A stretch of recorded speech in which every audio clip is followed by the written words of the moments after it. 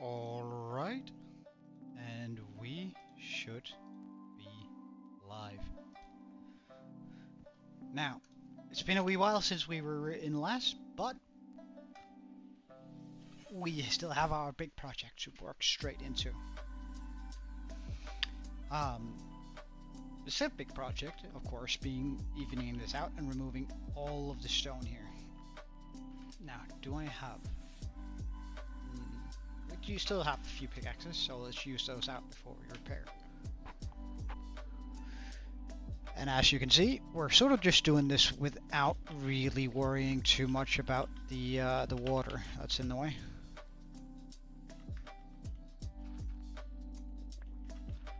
Because we can sort of get rid of that by having the water sweepers run across it.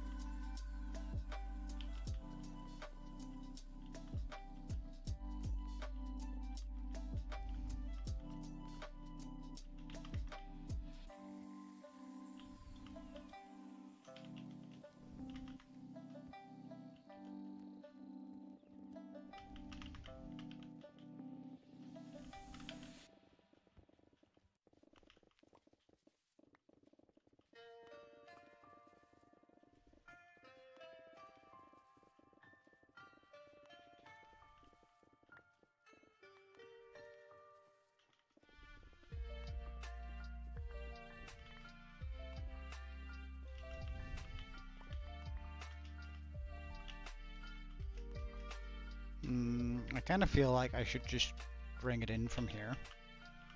In order to get like a nice transition.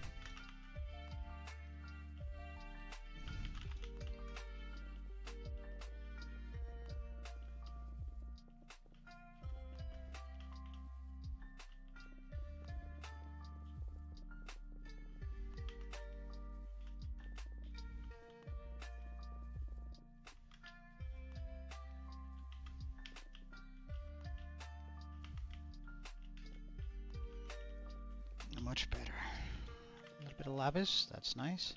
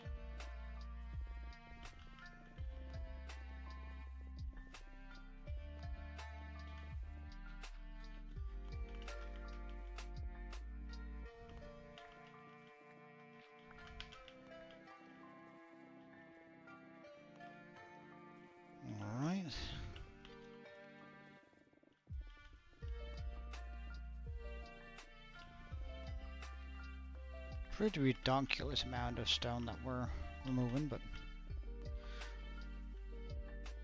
hey, gaming guy.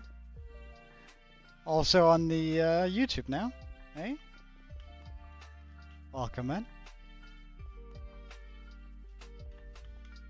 How are you doing?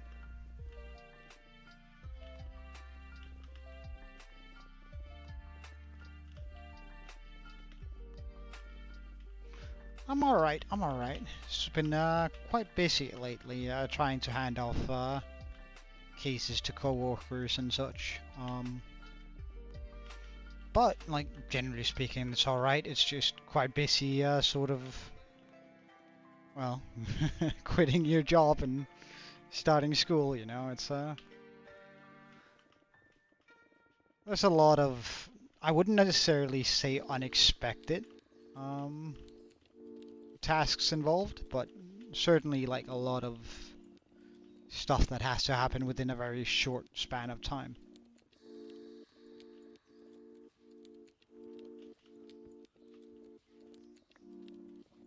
I had to have a very rough conversation with my boss, you know, to be like, alright, so I got into law school and I won't have time to continue work here.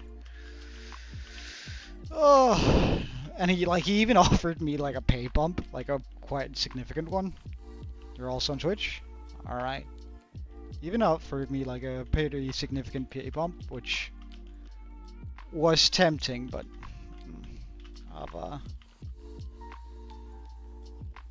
I've never worked for the money, so I just happen to make a lot of money when I do work. So I guess I'm lucky in that way, but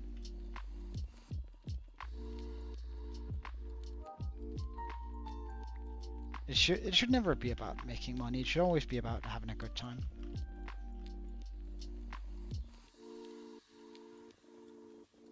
I don't know if that makes sense to you, but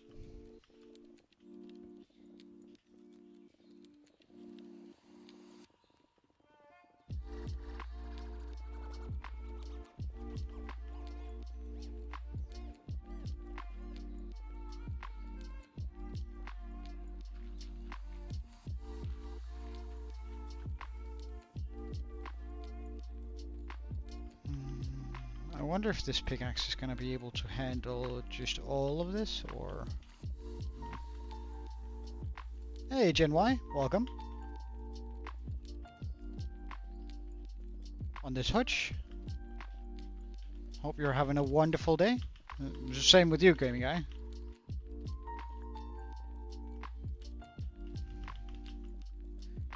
Just sort of continuing the grind here. We're gonna have to do this for quite a few streams, but it is what it is.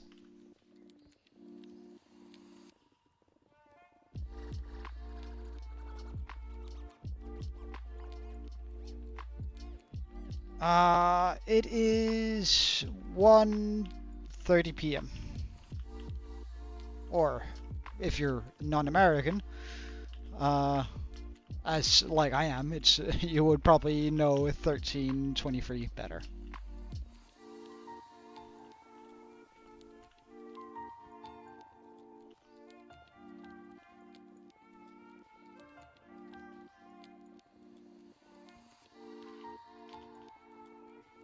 So it's not very late. It's actually quite middle of the day. It couldn't be much better for that. It's a terrible time to stream, but hey Draco, welcome. But I had the time and I figured why not start out a little bit early today. Then I'll have time to do a little bit more of this.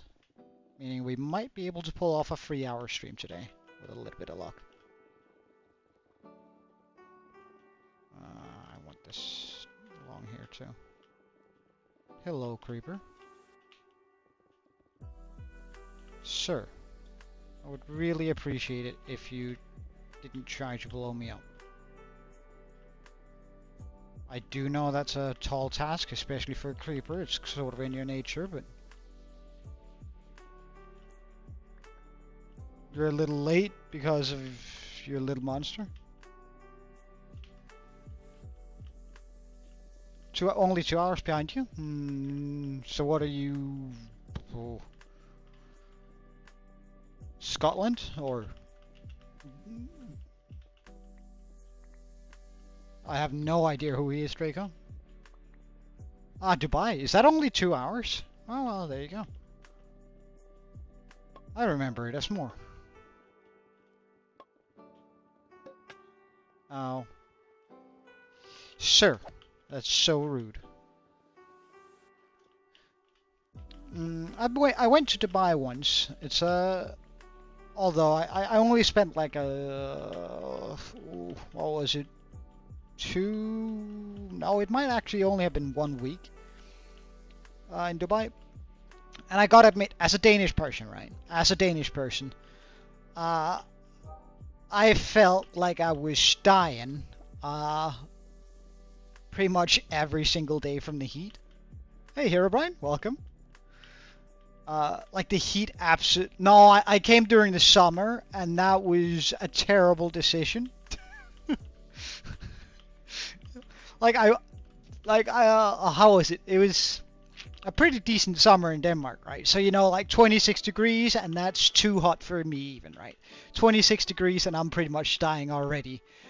And then we landed in Dubai at like 2 a.m., like 2 in the morning. And it was 41 degrees or something like that. Right? The sun wasn't out, nothing. And I was just like, I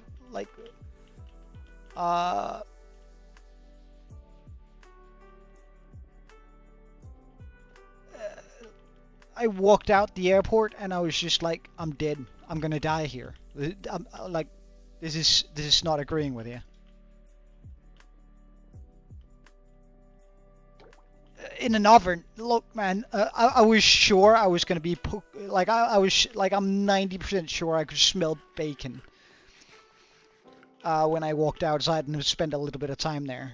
And then the day came, and it like a part of me was like, surely it cannot get even hotter, despite me knowing full well that, well, of course, nights would be less warm than the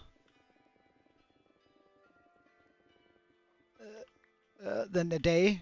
Some like remote, very unrealistic part of me was just like praying that it would get better during the day somehow. Spoiler alert, it did not. If anything, it got a lot worse.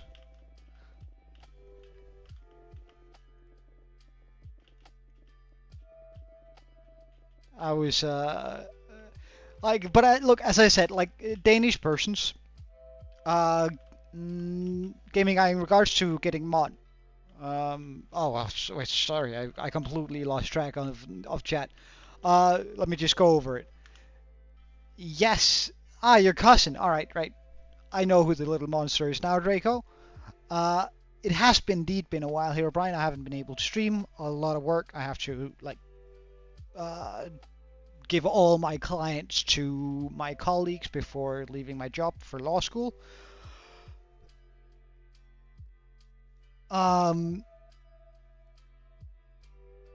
Otherwise, I've been good, just very busy. Yes, it was very hot, and no, you can't get Mod Gaming Guy, at least not on the... I think you already have on the Twitch, but I don't really need another mod on the YouTube. So, maybe if if my YouTube channel grows and we have a lot more people in it, I will be giving some other people mod. And you might be you, but I'll cross that bridge when we get to it.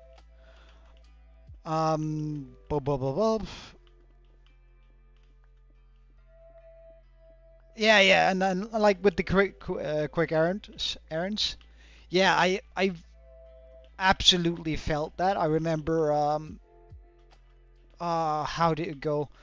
We met this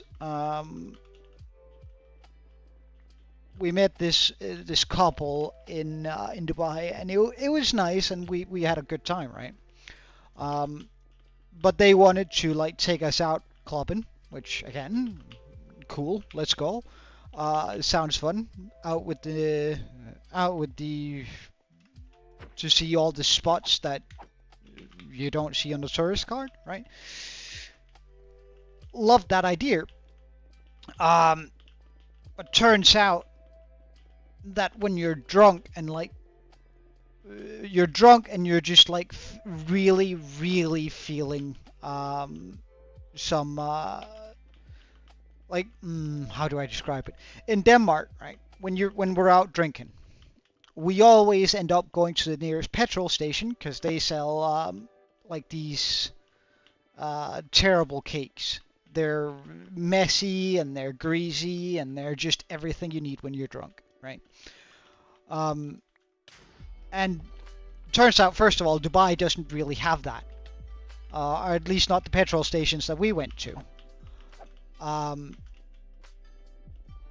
And I don't know, man. We went there, like we walked during the night to the petrol station, and first of all, we were dying. Like the two locals, the couple we were with, were just fine, but my mates and I, we were absolutely just dying from the heat. And when we finally got to the destination of our quest, right, our epic quest for epic loot, we realized that they did not indeed sell any of the goodies that we had. The loot table was terrible, and we did just not get what we needed, and we were so disappointed.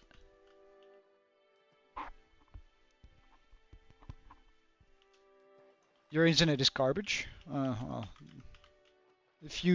there are only a few things worse than terrible internet.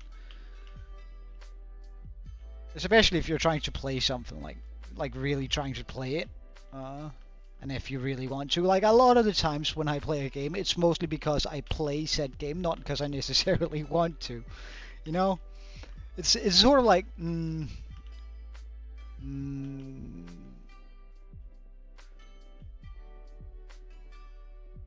like, not necessarily because I want to play the game, it's just whatever. It feels more... I wouldn't say like a job, but more like... I do it because I have nothing better to do with my time, and therefore... if that makes sense.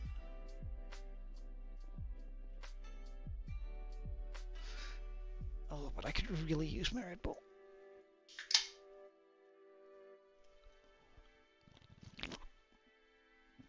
So I just fill it with whatever I can like find.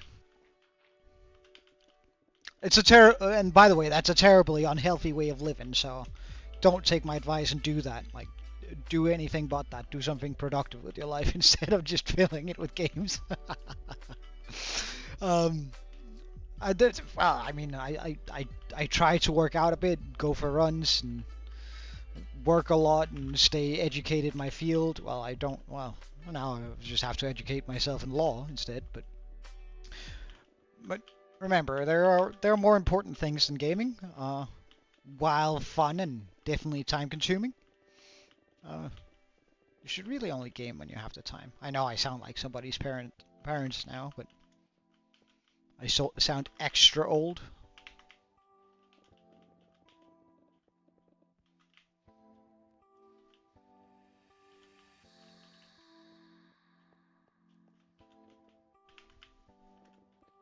Alright, that's good.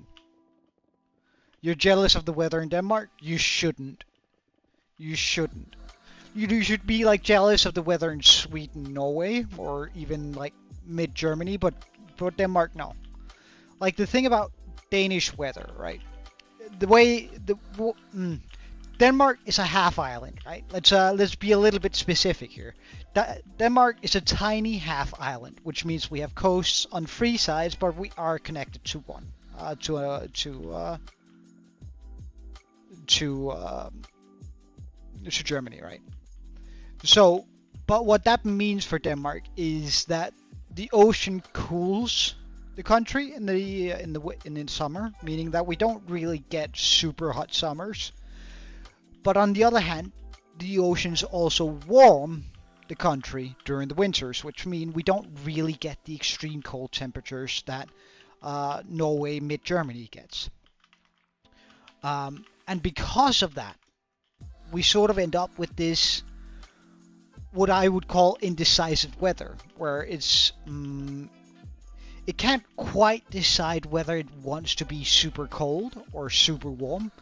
It just sort of turns into sort of shitty weather all around, with like no real, like, when you think of winter, you like of places with great winters, there's like these 2-meter tall mountains of snow, and like you can go sledding and stuff. You can go sledding in Denmark too, but not all winter.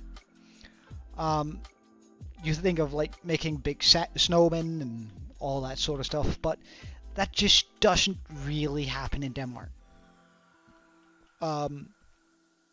Because we're half an island, or not half an island, a half island. It's a term, I think. It's directly translated from Danish, but I suppose it's probably just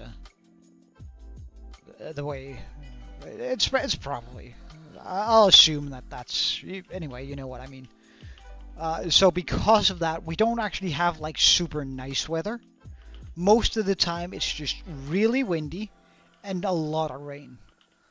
Like what is it? It rains 200 days a year in Denmark. And it snows for about 50.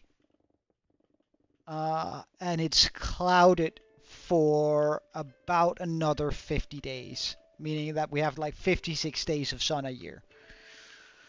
It's not particularly great. Yeah, a lot. Hey, Salsa, welcome. Yeah, it's not really nice. If you want like a country that has like good seasons, Norway, Sweden, and mid-Germany are absolutely prime, right? It's they have the cold summers, the cold winters, the really nice summers. They have beautiful autumns and springs. Where Denmark, while we do have all 4 seasons, they're all sort of like the seasons light, if we were to put it into like sort of an app language, where it's like, okay, you can get this but light. It's sort of, yeah, I don't know. I wouldn't be too jealous of the Danish weather anyway.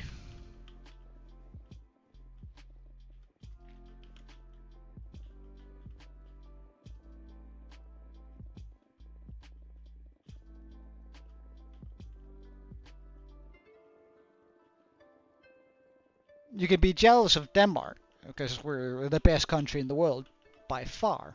We're the smartest, best looking people and all that. But as far as weather goes, I don't think you need to be envious of that. Well, rain is nice, but like a little bit of rain is really nice. And some rain is also nice, but if the majority of the year is rain, it's not that nice. There is not a haste potion. Oh, hello, good sir. Do I want to buy that puzzle? Nah, I'm good. I'm good. Hello, Pac. Did I say hello, Pac-Man? I might have, but welcome, man.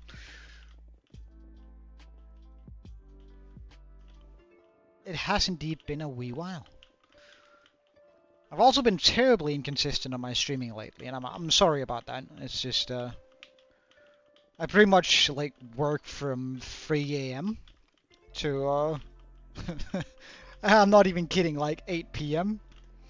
these couple of days, these last days, and it's like sort of handing off, briefing my clients that, all right, I'm creating the company,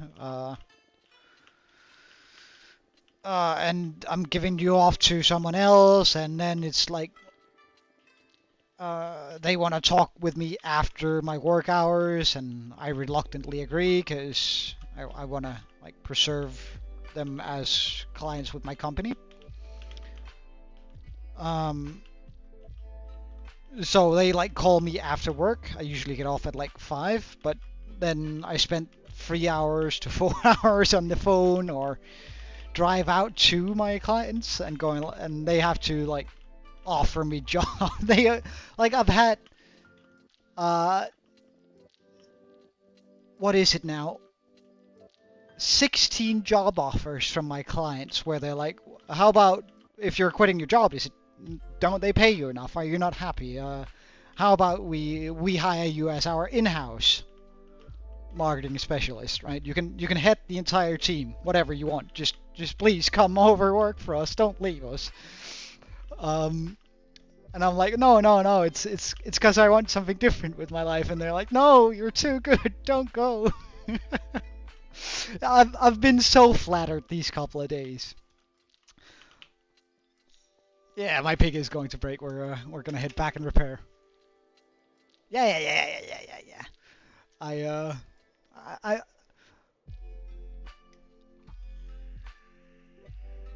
hmm.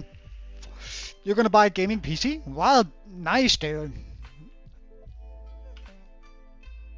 Like a proper one or just well, like a proper one. What the hell does that even mean? But like a good specs, and is it custom build or pre-build or?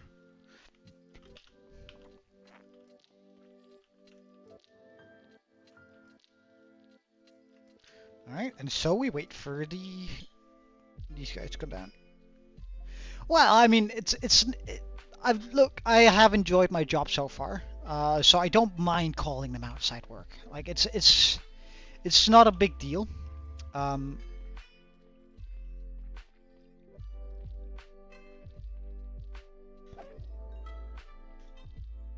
it's really not a big deal calling them. Um, and I would like in case I ever want to return to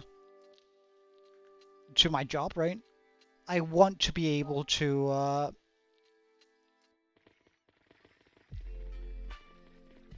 reconnect with said clients, right? In case law school is my thing, I want to be able to go, hey, uh, are those offers still a thing, right? And then they will likely go, my God, are you back? We need you. And then I'll have a job, right? That's sort of. It has a rise in. Well, the storage. If I were you, Pac-Man, I would look into getting more storage. Just saying. Because like games nowadays, they are 100 gigs plus. That means that you can pretty much only have like 10 big game or 10 decent sized games. Mm-hmm. Shaders aren't on because the well, actually, I haven't checked whether or not. Because like there's something wrong with my shader packs. I updated them um to something else. I updated like some of the versions of the mods in my game, which suddenly just caused a lot of lag. At least on the Euphoria settings. I haven't tested whether that's the case on my on the just regular shaders. It looks like the regular shaders are doing just fine. How about if I look over here? Shader's still doing just fine. My God, isn't that beautiful?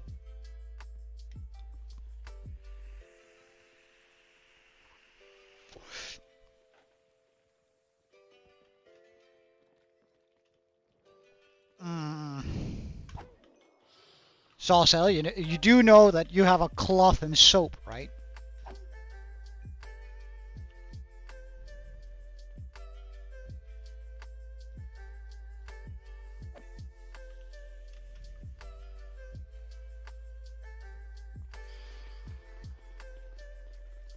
which I'm going to choose. Okay, wait. That's a lot of responsibility, Backman. In that case, you gotta tell me, what sort of games do you enjoy besides Minecraft? Like, what's your game category? Do you like MMOs? Like, does it need to be multiplayer, single player? Um, do you mind grinding? Do you like, or are you more into adventure games? Are you a gun game? A gun game? Well, should it be like a first-person shooter, or like, does it need to be competitively driven, or you need to give me a whole bunch of data here if you want me to pick you a good game.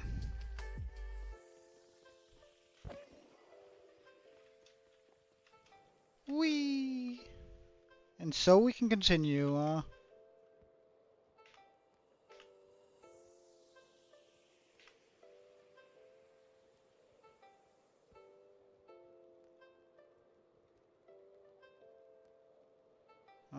That looks about right. Maybe I should have repaired the shovel. Oh well.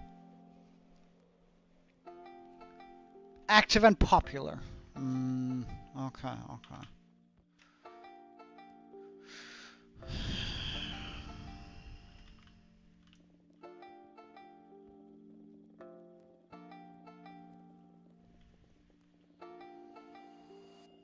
Hmm.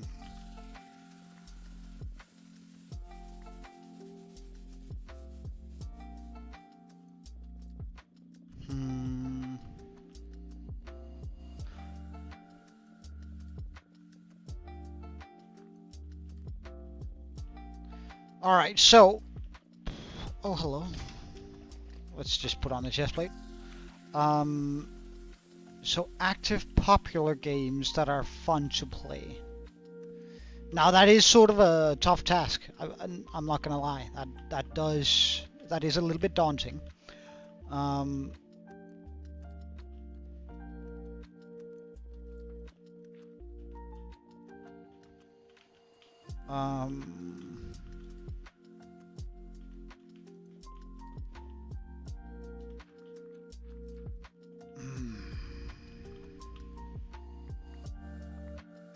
Because, like, a part of me wants to say either, like, CS or Valorant, but the thing about those games, in my opinion, the thing about those games is you either play them competitively or you don't play them at all. And I don't really like the communities.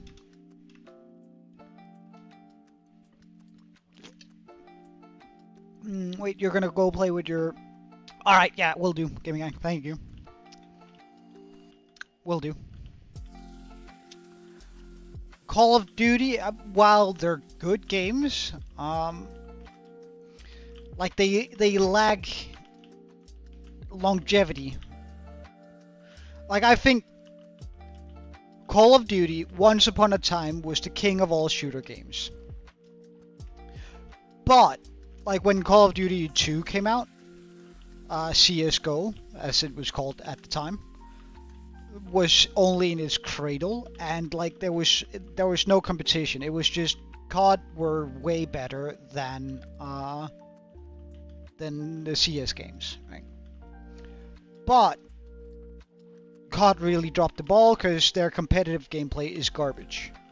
Now, I did quite enjoy Warzone when I was playing that. I played Warzone for a while. Alright, yeah, you can play Warzone. Warzone is good. I like Warzone. Although, I must admit, I am permabanned from Warzone. I am permabanned in Warzone. And I'll give you the... I'm really upset with Activision for this, by the way. I am permabanned from Warzone for one reason. What they call chat toxic, being toxic in chat. Now, I would agree with them if I had been toxic, but when you're on the bus, like just like flying down, at least when I was playing, people wrote Type 1 in chat if gay, type 1 in chat if a homophobe, type 1 in chat if racist, blah, blah, blah, blah, blah, blah. All of that stuff, right? And I would just spam the hell out of 1. Because I thought that was kind of funny. Being a... Because it's like type 1 if black, and then I type 1 plays type 1 if racist, and I type 1. Type 1 if gay, type 1. Type 1 if you're homophobe, type 1, right? So essentially I was just saying to the world that I was a black gay person, but I was also racist and a homophobe. In other words, very self-loathing person, right? And they considered that to be too toxic, and I got permabanned for it, and I am still to this day quite upset about that. I find that super unfair. No, right? That's ridiculous, isn't it? I was like, I figured, okay, so I'm gonna like write to Activision and go, all right, so what's up with this? It's clearly meant as a joke, like.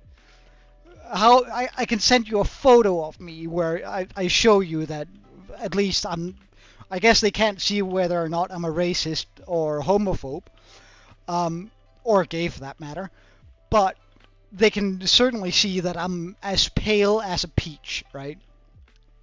That I am as light-skinned as a person can be. I am the whitest dude you will ever see, right? I reflect moonlight. So, like, clearly, I am at least not one of the things I claim to be in the type 1 if X. Would it then stand to reason that I was not the rest and I was merely doing it for the memes?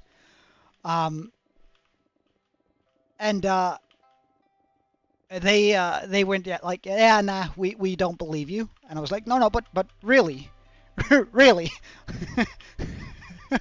I'm really not. But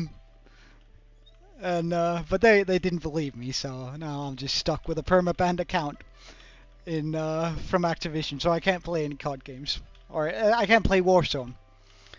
I could open it up on Steam, and play it through there, but I kind of feel like if I'm not allowed to like use chat even for like what's clearly a meme, I shouldn't be. I don't really want to play the game and support that sort of, because from my perspective that's just toxic. Like I wasn't being toxic, they are.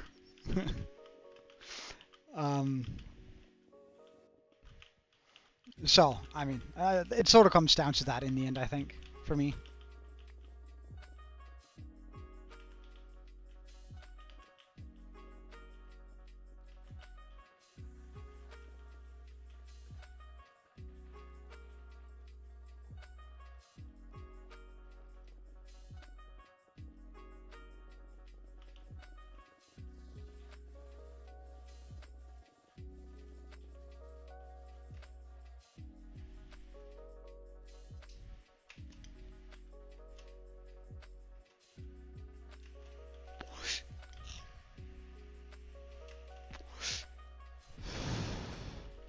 Well, to be fair, typing the N-word, I also think that's a big no-no.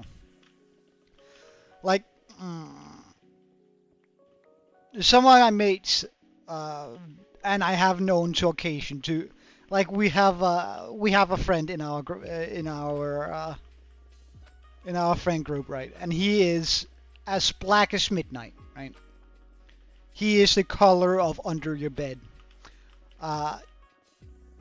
Right? I think there are songs about how black he is.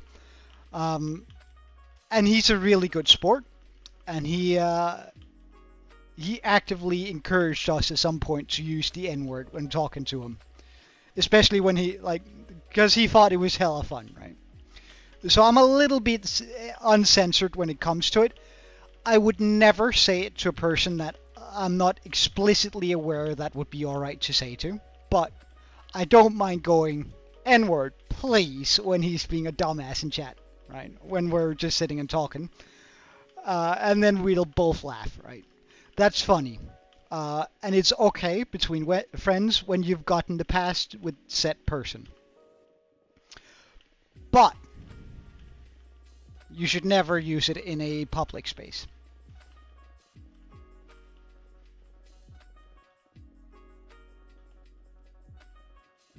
You should never use it in a public space, because you can't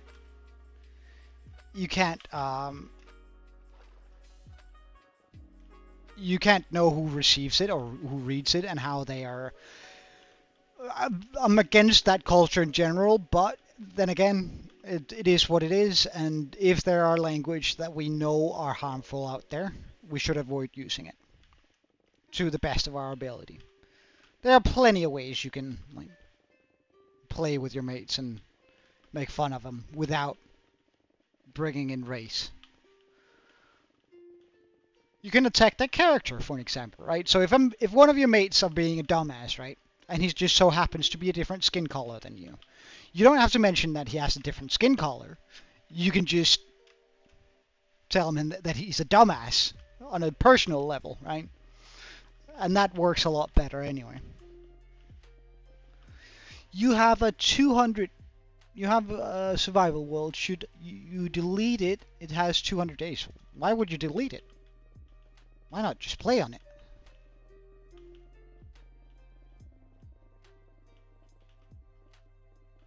Give me a reason why you should delete it, and then I'll like consider the question more deeply. But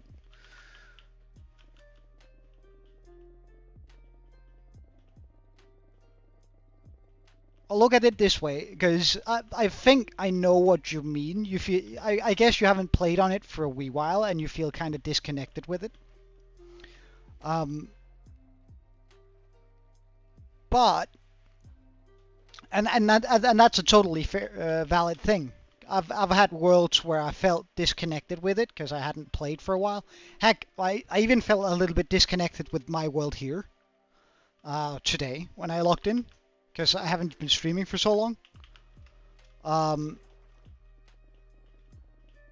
But I have had worlds where I was like, wow, I haven't played for like 6 months and I barely know what's going on in my world. But then again, like, sure, that might... You're going to have the same... It's going to be the same thing with a new world, right? You're going to feel disconnected to it because you haven't made anything yet. And then you're going to spend 30 hours in that world until you feel like it's your own. You might as well just spend 30 hours in the world you already have, and then it's not going to feel disconnected anymore. Unless you have a reason why you would delete it. This is not a jab at you or saying that you have. For an example, I just have a mate, like we spoke about this, what was it, like a small week ago. He has a tendency to just cheat things in his world, right? Where he's like playing in regular survival. Well, my mates, my other mates and I are playing on a server, and he's playing on a single player world on the side, and it's sort of a mod pack, and there's a lot of stuff, and he's gotten quite far. But he every now and then he's just like tired of shit, and he cheats it in, right? Because he thinks, oh my god, I should have gotten X by now, when he's searching for like some rare drop in chests. I should have gotten it by now, so I'm just going to cheat it in, right? And he posed a question, like, not long ago, whether or not he should just delete his world and join us on the server. And I encouraged him to do that. Well, Pac-Man, in regards to not having imagination for builds, I'm gonna tell you about the trick I use to keep. I think I've talked about this before, so it might not come much as a surprise. But the trick I use to stay motivated and sort of get ideas of what to make is very largely built into storytelling. No, don't start a big project. Fuck big projects. Work small. Like, see, to me at least, right? There are multiple. If you like building, right, and like that is first of all also a thing you have to like think about. Do you even like to build? If yes, then this technique is very good. But if you like to explore and stuff like that, then you're just, or complete the game and build redstone things, then I mean that there's definitely a better way of like staying motivated and finding things you want to do than what I'm about to say. But at least for me, which have worked wonders, right? Because I've also had like dry periods where I've just been looking at a world and I'll be like, okay, so what now, right?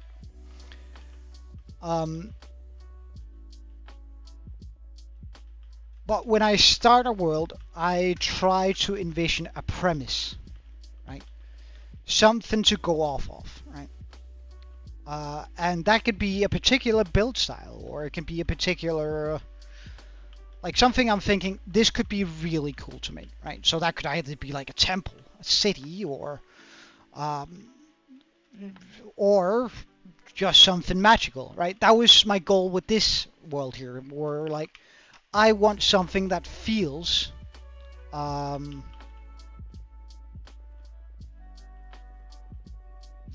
like a fantasy town, right? That was my premise going into it. And then of course there's a lot of practical stuff that had to be done. Like I had to clear all the trees, I had to build a wall between the the picket will automatically switch out.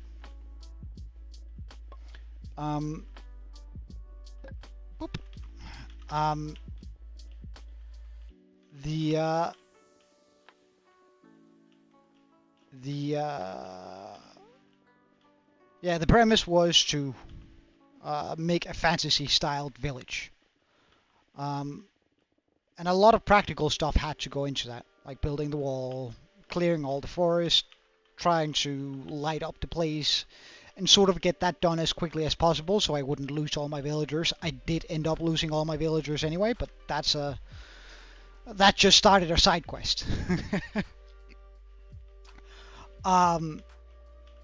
But that was the premise, right?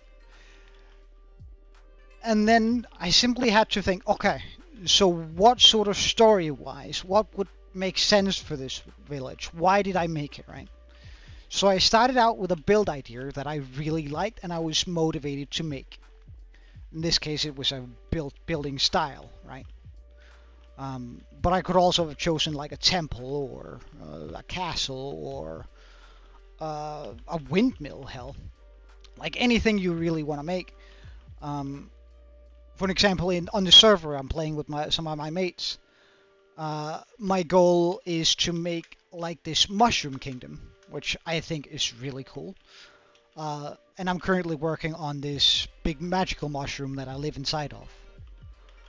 I wouldn't mind showing you guys one day, but considering it is Minecraft related, but there wouldn't be any more content on it. It would just be sort of me showing off the mod pack that I'm playing.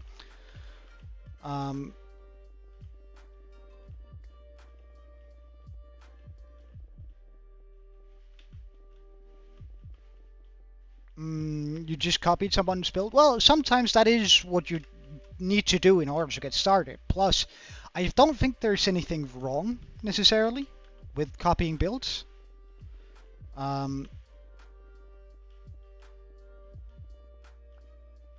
When I was just starting out learning how to build, I tended to like find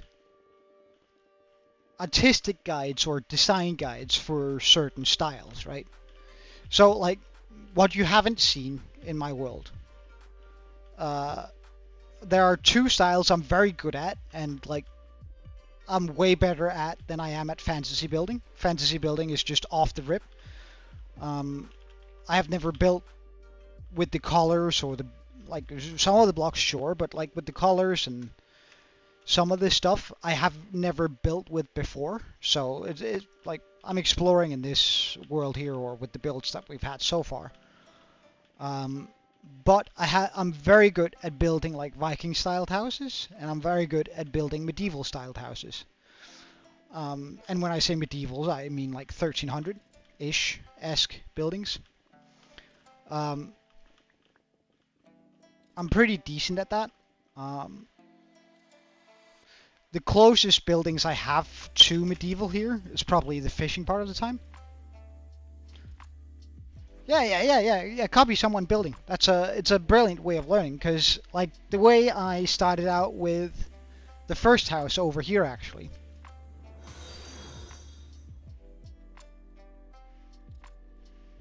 Thank you for the follow. I did not spot the name, but I appreciate you. The first house over here, I actually, like, I wouldn't say I copied it, but I looked up a fantasy guide. And started building in that in a design world before I even started here. Let's just get rid of these guys. To sort of get a feel of how I could, like the shape and some of the color schemes we could use for this house.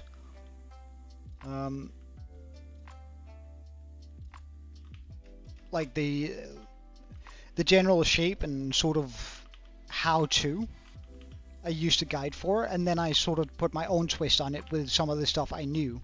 Sort of mixed the guide I saw with sort of some of the medieval housing out there. Like medieval uses a lot of like medieval Gothic uses a lot of like stones, pillars to support a building. Where fantasy uses like these tall, exaggerated shapes and roundings. And I sort of just tried to mash that together in this house, which I think turned out quite well.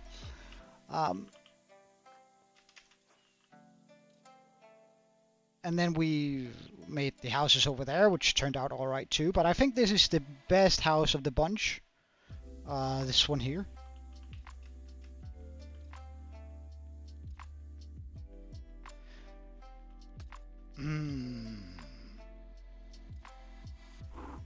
Yeah, exactly, Jen. Exactly. It's only wrong if you claim it as your own build. You should always, like, if you shouldn't be telling people that you designed this. You can tell people that you built it, but not that you designed it if it's not something you designed. Oh, and also these stalls. I think I pretty much just straight up ripped these off a design I saw on Pinterest because I thought they were super cute.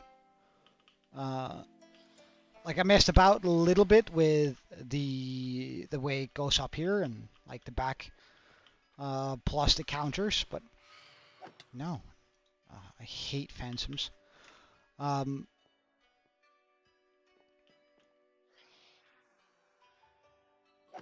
And when I originally designed the skull, I used a building guide, 2 skulls, and then I overlaid because I didn't know the size of the skull I wanted, so I had to like I think we had 4 different skulls of varying sizes. This was the middle size. We had like 2 sizes above it that was even bigger, and 1 size below it that was smaller.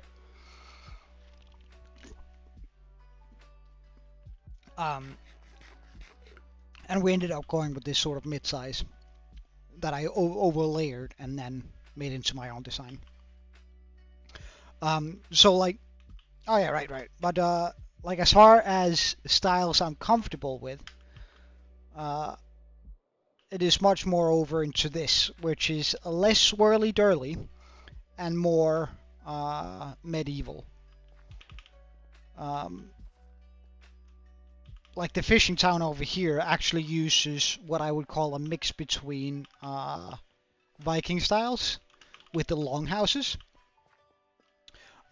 with sort of a medieval fantasy. Like Viking houses usually, when you're building them in Minecraft at least, usually have like tall roofs, and they're very long, and they sort of have this like very solid theme.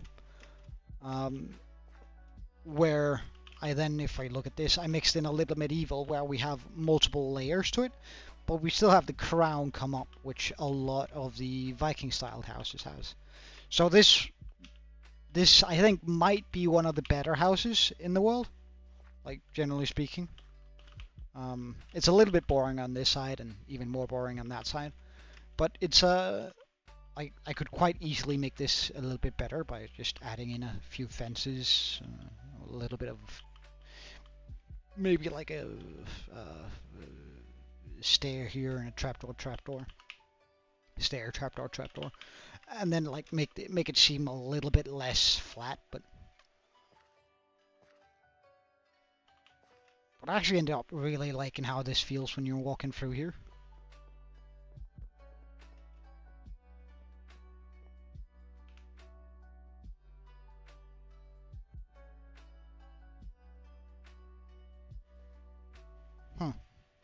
Never noticed that this was turned the wrong way around. There we go.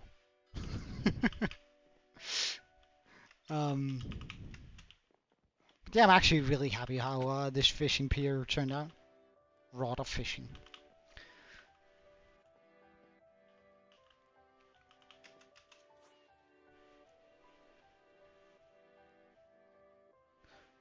But yeah, I don't know. I think if you're building a world and you sort of run out of juice, I think you should just like try and work on lore.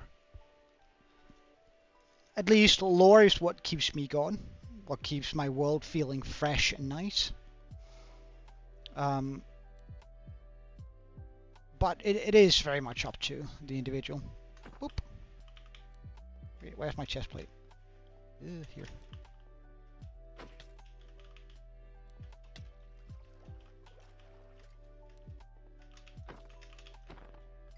Easy. Alright. And 4 forward.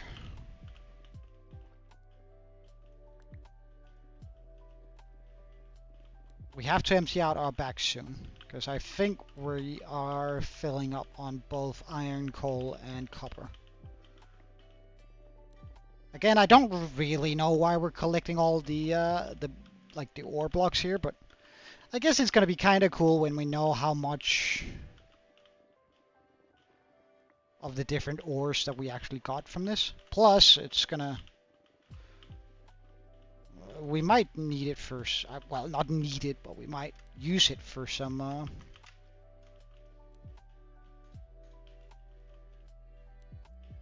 use it for some decorative purposes for different builds. Like, for an example, when we make the Dwarven City, we're gonna need like a bunch of mining tunnels where the dwarves are sort of collecting all their stuff.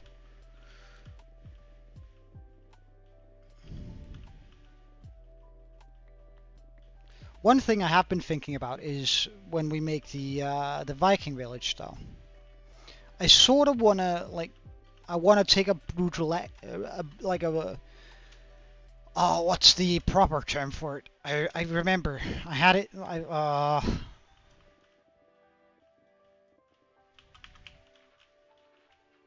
gonna have to Google this. Give me a second.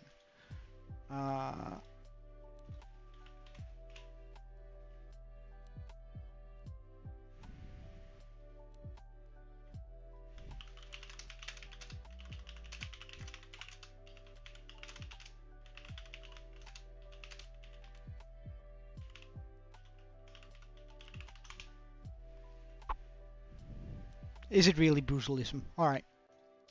I really want some, like, mix magic and brutalism in, like, the Viking Savage Town that we're going to be creating eventually. Because I think that... I think I want to try and do it through ice, but I'm not quite sure how I'm going to, like, do that yet. It's going to be a challenge for sure. Like, also knowing architecture, if building interests you, I would actually suggest that you look up different styles, because like there's a lot of terms that really assist you when you're searching for inspiration.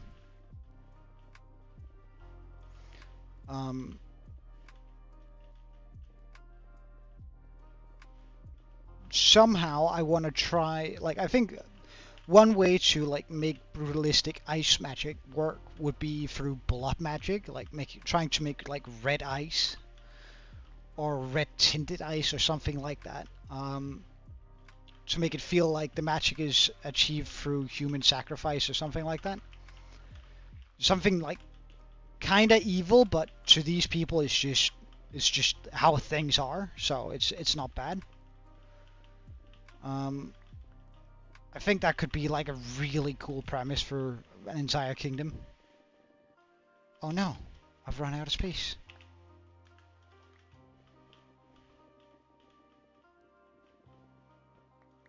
Okay, I can still pick that up. Good.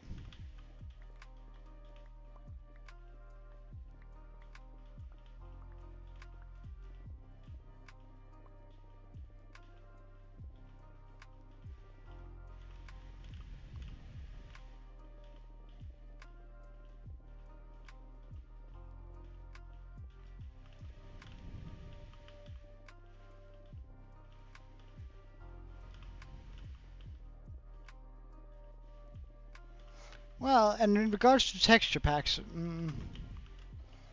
personally, I try to stay away from texture packs. I think shaders are different things. But like I think shaders are different than texture packs, and when I do put on texture packs, it is texture packs that are faithful to the original game, because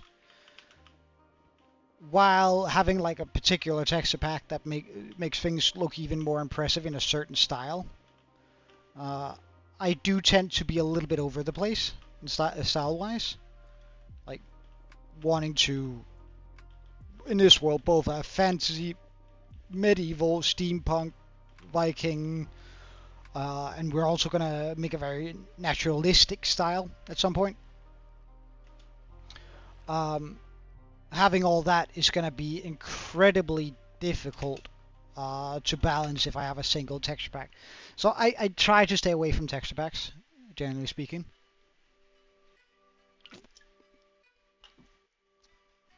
And yeah, but I think it's absolutely bullshit that you have to buy texture packs in Bedrock. Like, that's so out of line, if you ask me. Like, that's just, I think that's borderline criminal.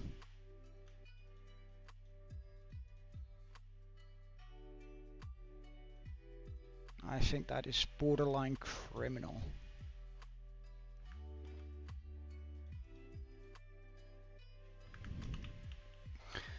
Alright, well, let's go down here.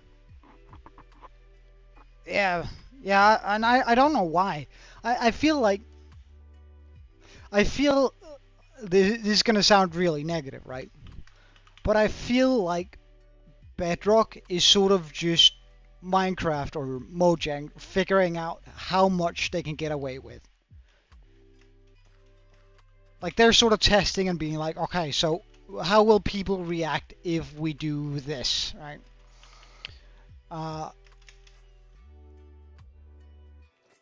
Like, how much can we screw our player base without them, like, revolting?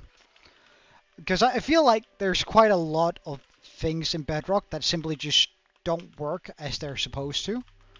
And they're quite easily fixed. It's just, it feels to me like it's them just testing out whether or not the players would accept X, and then, okay, they won't, well, we already have a fix for it. So I kind of feel, or in that case, or in case of money, it's like, okay, could we make more money off Minecraft? Okay, we can. People will still buy it, but we can't remove Java now because it's what the majority of our players play, and they wouldn't stand for it.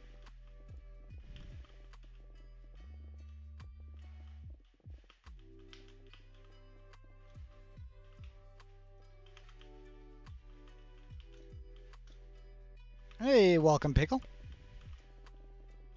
Greetings and salutations to you too.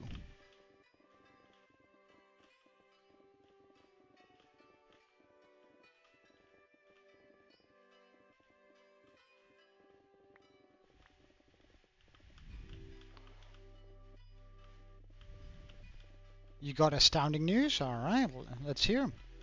Astounding is a big word. You've really hyped me up now. You better be able to back up that statement.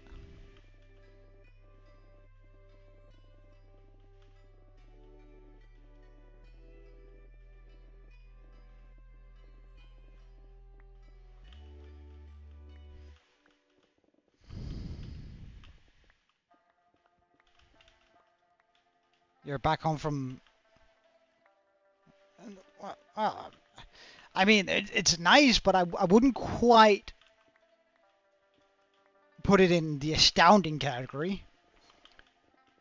Like, astounding is a synonym to surprised, right? I figured you would probably return one day, you know? It's sort of the natural outcome of going on vacation.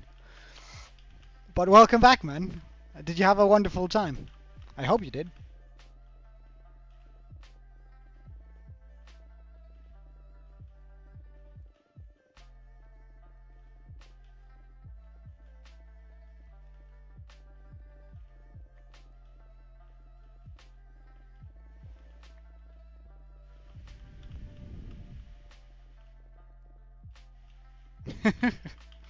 Well, luckily, you didn't have to spend a lot of time in it. There's plenty to do in Malaysia.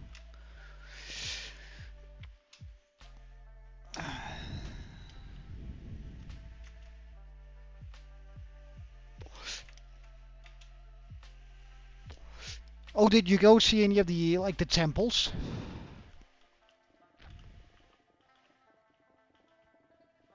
Surely you did.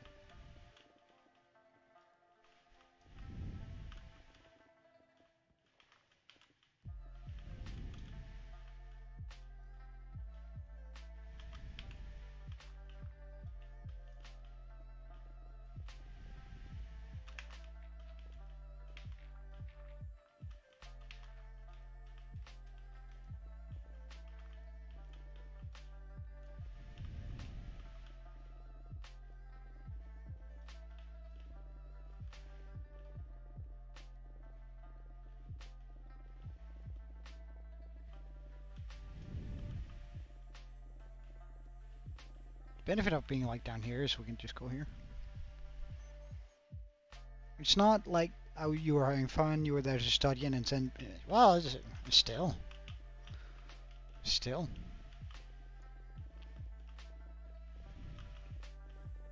Like, I've been sent overseas a couple of times for a couple of weeks for, like, client meetings and stuff. I don't know, even if I, like, work 12, 13 hours a day, there's still plenty of time to go see the country I'm in.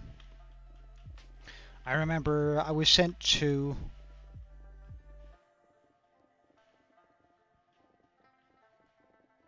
I'm having a brain farm moment.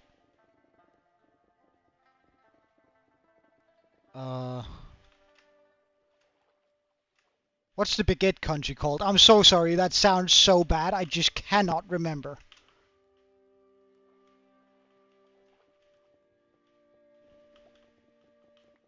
It sounds so bad, I just cannot remember what it's called, and you guys surely can.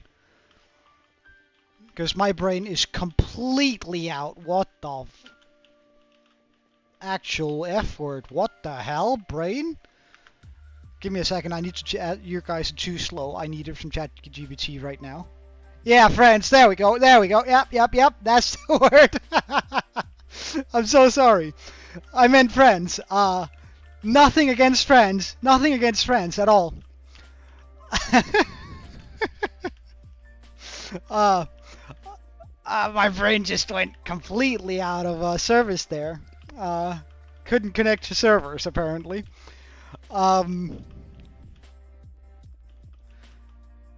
that's kind of bad. And hey, Mono, that's kind of bad.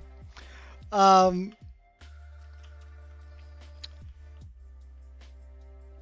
once I was sent there for work, and it was some city like 3 hours away from Paris, which I was sort of like, oh my God, why not? Why not in Paris? I'm like, come on.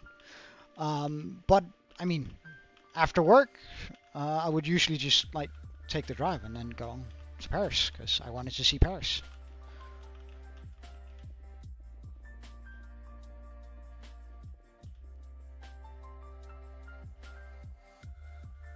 Oh yeah, that was also when I was sent to Belgium. I sort of wanted to see to see Brussels and like go see all the sights and just same thing, right? After work, go for a couple hours drive and then go see wherever you are. Because I mean, isn't that the whole point with traveling? At least to me. Even if you're working, you might as well enjoy the sights that you otherwise wouldn't be able to see. I mean, I have nothing against French people. I have something against some French people. I met this when I was living in New Zealand. I met this French guy. And he had this very, very odd policy of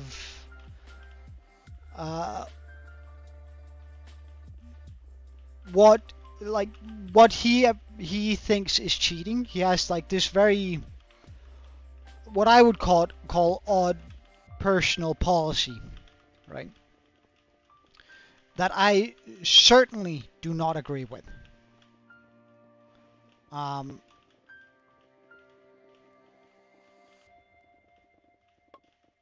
I thought it was terrible.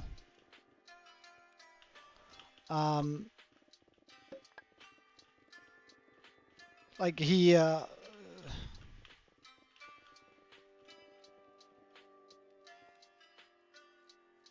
can't say that on stream. Never mind. I'll cut the story here. But he had this very, very unusual opinion about what constituted cheating. And he would very much stick to his gun, no matter how much logic I came with, because it was only from his side. If his girl did what he doesn't consider to be cheating with a guy, it would certainly be cheating. And I happened to meet like 5 or why is there obsidian here? Also obsidian here. I met like 5 guys, French guys, and they all seemed to share this opinion, which I just thought was so, I don't know, I couldn't wrap my head around it. And it seemed normal for them. I even met like a French girl, and she agreed with said opinion, that it wouldn't be cheating if it happened to a guy, but it would be cheating if she did it. And she didn't see anything wrong with that, and I'm just unable to wrap my head around that sort of tomfoolery. I can't understand it, and therefore I just try to stay out of it. You know? I don't know. I think it's a culture thing, but yeah, we can call him Jake. He was and like I was on a road trip with him and like this German chick. And he was like, and we were sitting in the car and sort of talking about the set thing, because she was like that her boyfriend once cheated on her, right? And we sort of asked what happened, right? How it happened and all that sort of stuff, and it was a terrible thing, right? I guess I can explain it to this degree, right? What the guy did was not have sex with someone else, but a couple of steps. No, well, not steps back, but more like what you do before, right? She caught her boyfriend with another girl anyway. And the particular act like the French guy looked up and he said, well, that's not cheating. And the girl and I, we looked at him and we're like, no, that's certainly cheating. And he was like, no, that's not cheating. And I'm like, well, I mean, from my perspective, if I find my girlfriend kissing with someone else, I would consider that cheating. And that right there, which she described, was a lot worse than just kissing. In a way, I suppose. I guess it's pretty close to kissing, but well, you get the picture. And he did not whatsoever consider that cheating, and I was like, oh, I could not wrap my head around it, and I tried justifying it in my head, but I just couldn't, and we couldn't like get him to explain how it wasn't.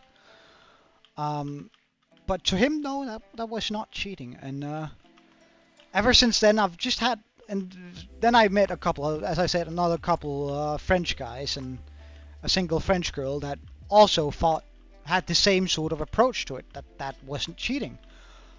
And I wouldn't say I have a problem with French people after that. But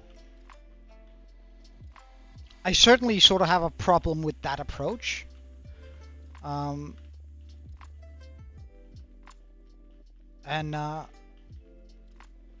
Yeah, I don't know. I might just be old-fashioned. I don't know.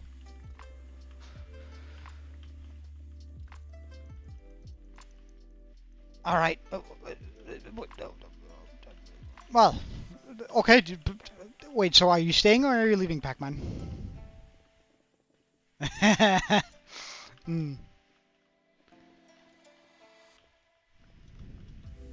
Ah, well. I'm happy to have you around still, Pac-Man.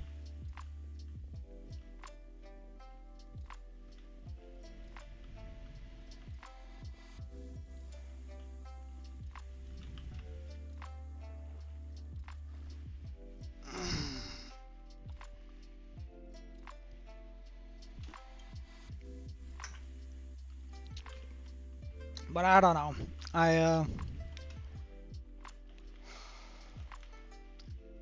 My mom says I focus too much on what constitutes cheating, or rather, she used to say it. She hasn't mentioned it for a long time, but when I was younger, I don't know, and still to this day, I think cheating is straight nightmare fuel for me. So I don't know. I might just be too much of a prude when it comes to that. But it's I don't know, it just feels sort of like the ultimate betrayal to me. So I might be a little bit sensitive to it, I don't know.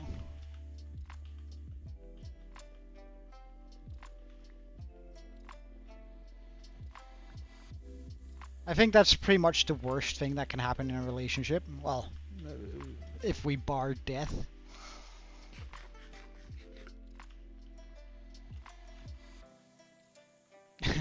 On that note, no, actually, never mind. That's too depressing.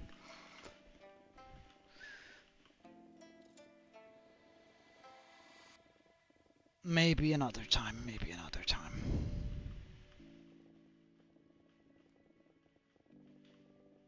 But we've almost evened out this level, which is pretty nice.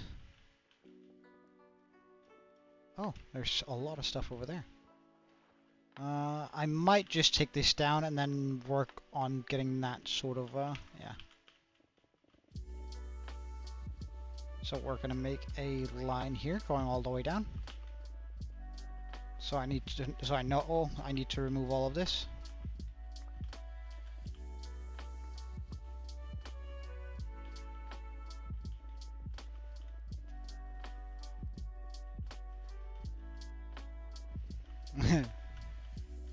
Yeah, most of you probably are. And I shouldn't impart wisdom in that regard. You should go out and experience the world yourself. So don't worry too much about it.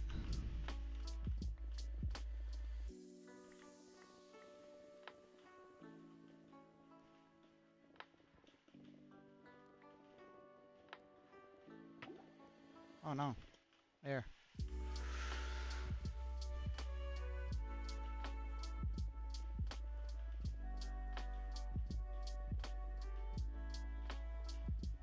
I really like the Euphoria Patches shaders. I really, really do. They're just so damn heavy. I don't understand why.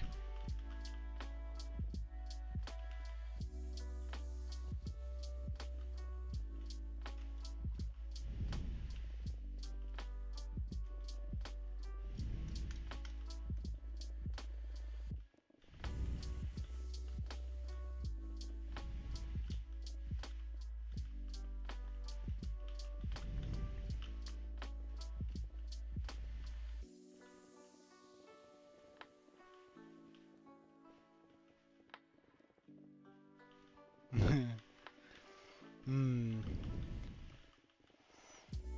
I don't know. I think there are multiple ways, multiple things of, or multiple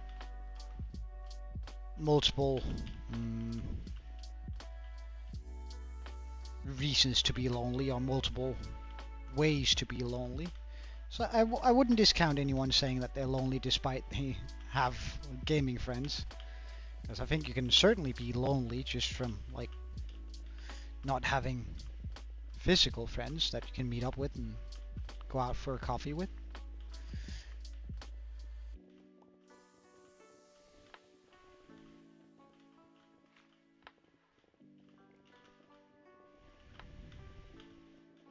Coffee or drink or just meet up and talk in real life. I think it's important to have physical relations. Being able to look your mate in the eye.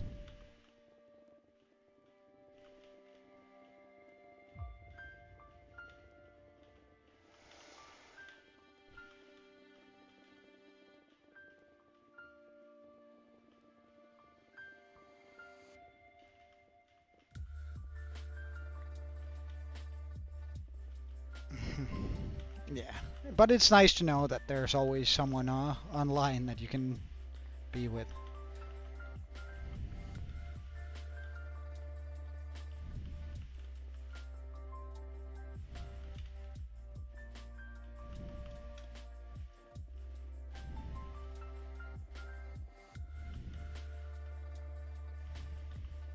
Is it CubeCraft you play on nowadays?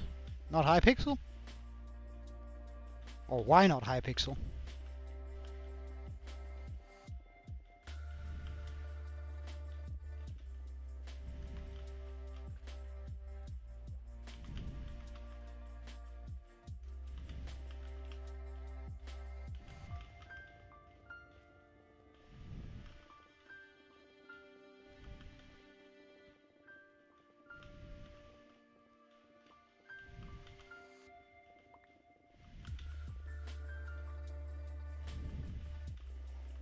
Can we get to the area where... Yes, here, nice.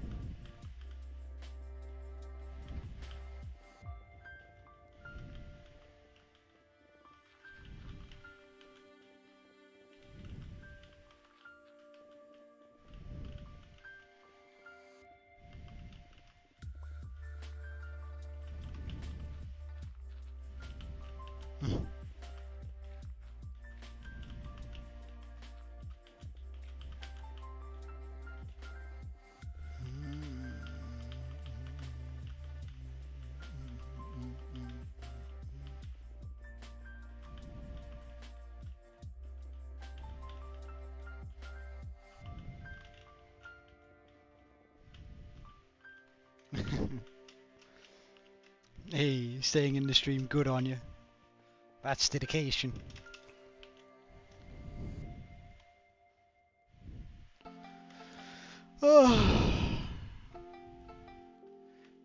Alright, so I'm hoping that we can clear out this entire area today. And then we have to deal with that area another day. That's probably going to take 2 streams just to get that sort of dug down to this level.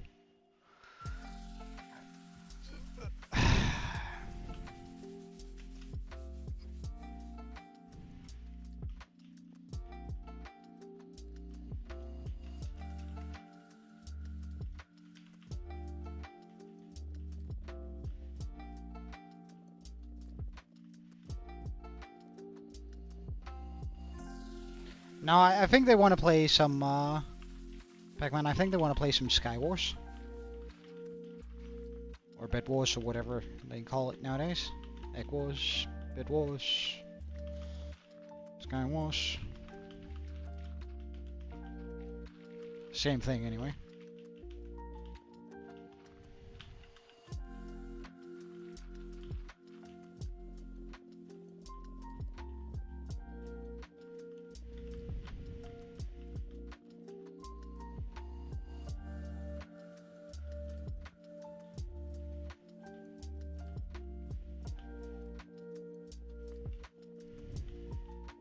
Ah, right. Your internet is still too bad?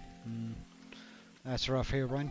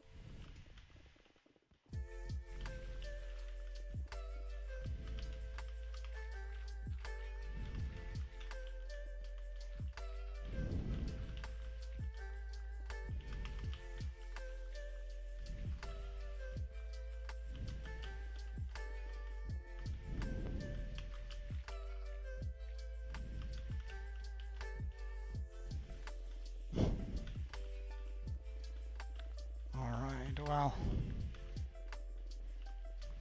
Well, question, would you guys be interested in seeing the modded server I play on?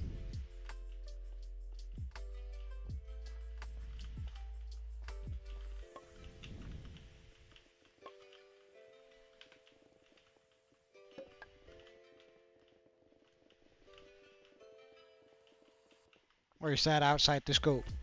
I don't know. I probably wouldn't play a whole bunch on it, but... Or rather, I wouldn't be streaming a whole bunch on it, but...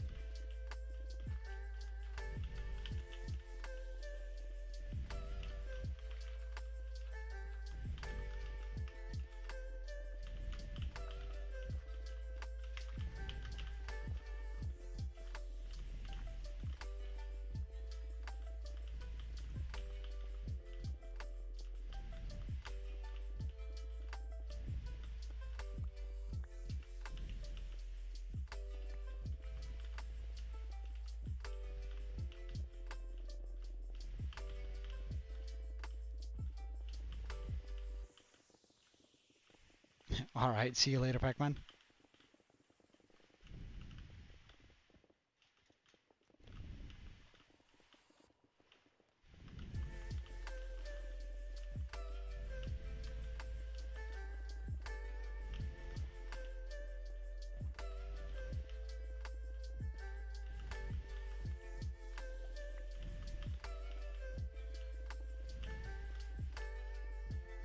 Welcome back, Pickle. Nah, it's alright. You don't want to be smelly. Showers are good for you.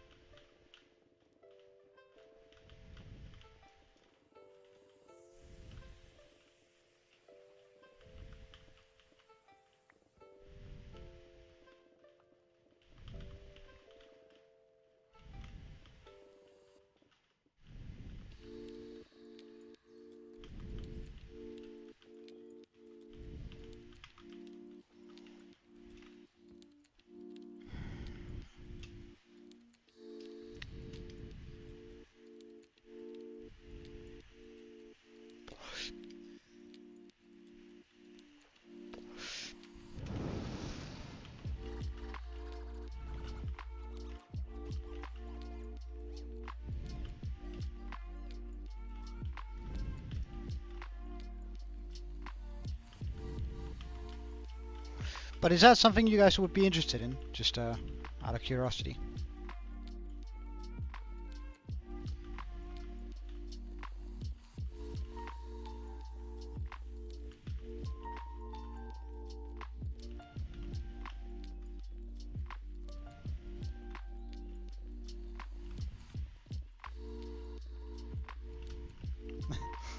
Okay, I'll give it to you too, Pickle, then. On this side of this hardcore world, right? I play on a modded server, or a particular mod pack. One of my mates actually assigned, and we're sort of beta testing it, and we have a server there. Is that something you guys would be interested in watching, if I were so inclined to play a bit on that?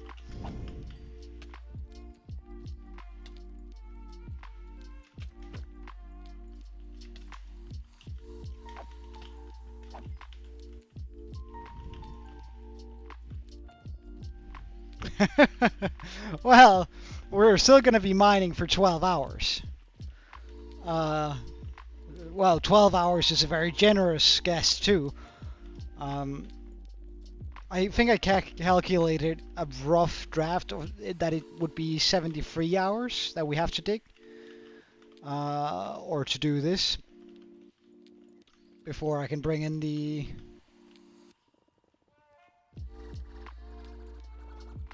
water sweepers.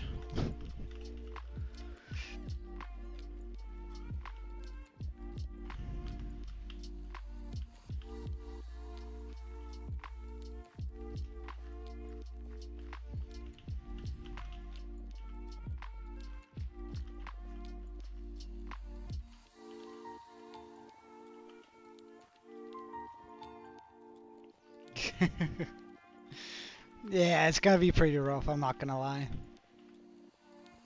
Even to me, that sounds ridiculous.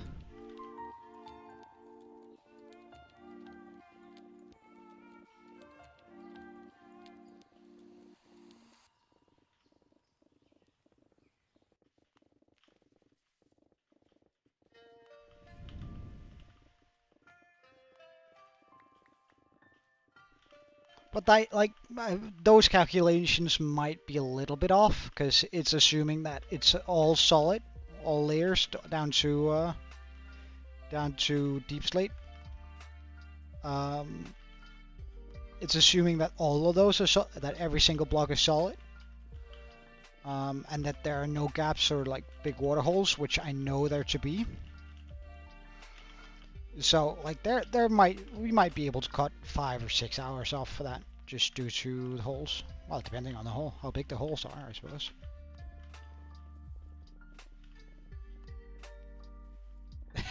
What do you mean?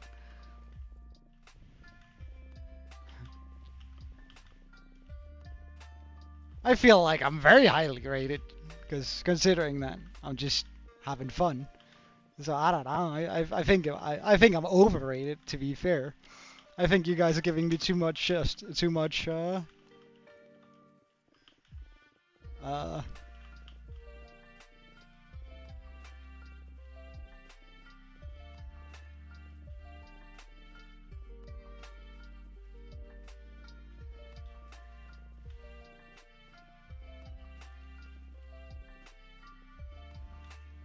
well, well, like, I guess it depends on your outview and things, because I'm like, as I've said before, I'm making this build for me, right? So it's like, of course I'm doing it because I personally want to see it. I'm not necessarily doing it for the views. Of course, I mean, now that I'm going to be a poor student, I don't mind as much. Oh, I've been looking at my economy and I'm like, well, I've saved up plenty. I'm still gonna be able to live comfortably through the 5 years it's gonna take to become a lawyer. Um, but still, I'm like, okay, money might not be a problem, but I'm not gonna be able to like just do what I please anymore, which is rough.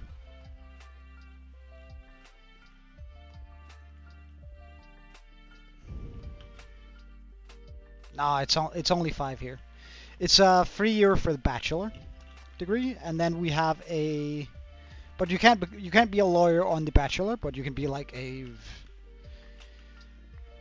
Pretty much anything that's not a lawyer, but where you're like an advisor. You can do with the 3 year, and then there's a 2 year, which is called a candidate in Denmark. I don't know what it would be referred to elsewhere. But it's pretty much like, well, it's probably a master's degree. Yeah, that it would be a master's degree that you have to a master in law before you can become a lawyer. It also gives access to becoming a judge, though, which I mean is a bit overrated. Unless I want to be a judge at some point, maybe when I become older. All right, see you later. See you later, gaming guy. Gaming guy, Hero Brian, and have a wonderful day. Yeah. Nah, I think it depends on the lawyer. I think it depends on the lawyer. But I do understand, like, a lot of people dislike lawyers just for the fact that they are lawyers, which I think is kind of prejudiced, to be honest. But I kind of get it.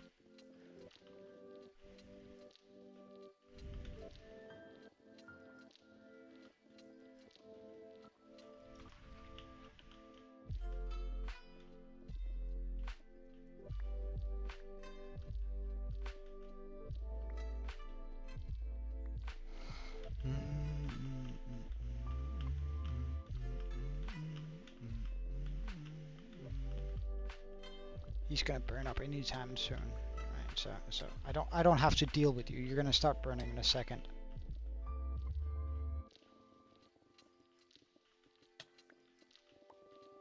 Why have you not started burning yet?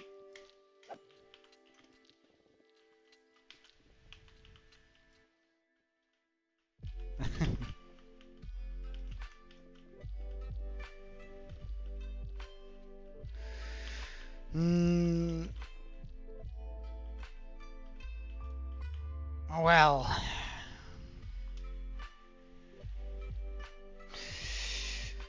you're right to some degree, I think. I do think some rich people get away with too much. But then again, I don't think people should necessarily be punished for anything that isn't within. I think you should then.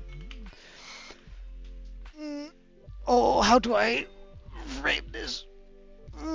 If you have a problem with millionaires and very rich people getting away with certain stuff, I don't think you should have a problem with the lawyers. I think you should have a problem with the politicians that put in the laws that rich people can abuse in order to stay free and to stay out of trouble.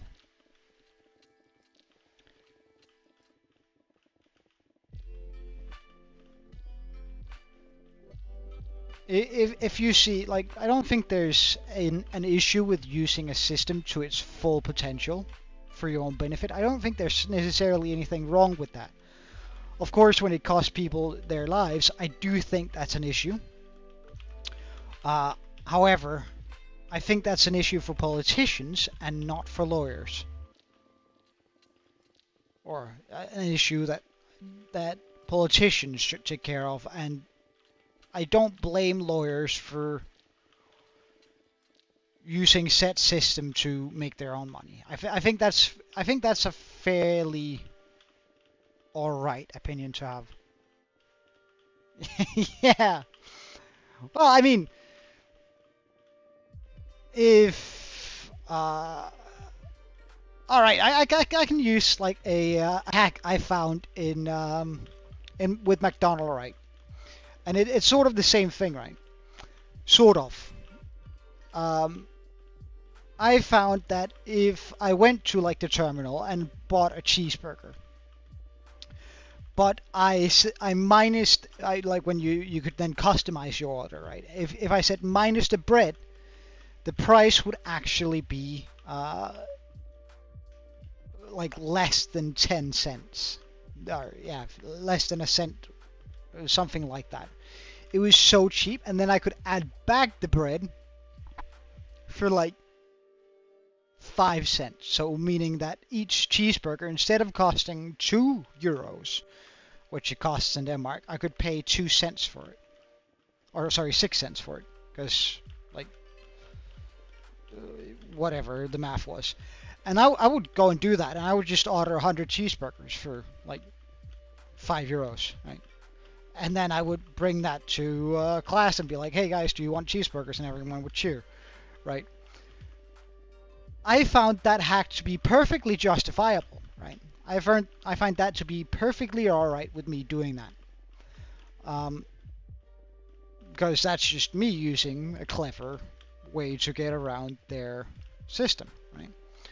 And I don't think we should treat the law much differently. It's a way to keep order, but it's also a way for some people to get away with things they shouldn't necessarily do. Wait.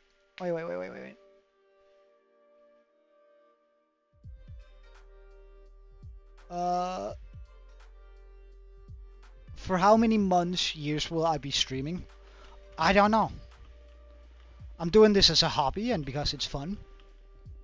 But like, if it eventually stops being super fun or feels more like a job or something like that without bringing any of the benefits of having a job, I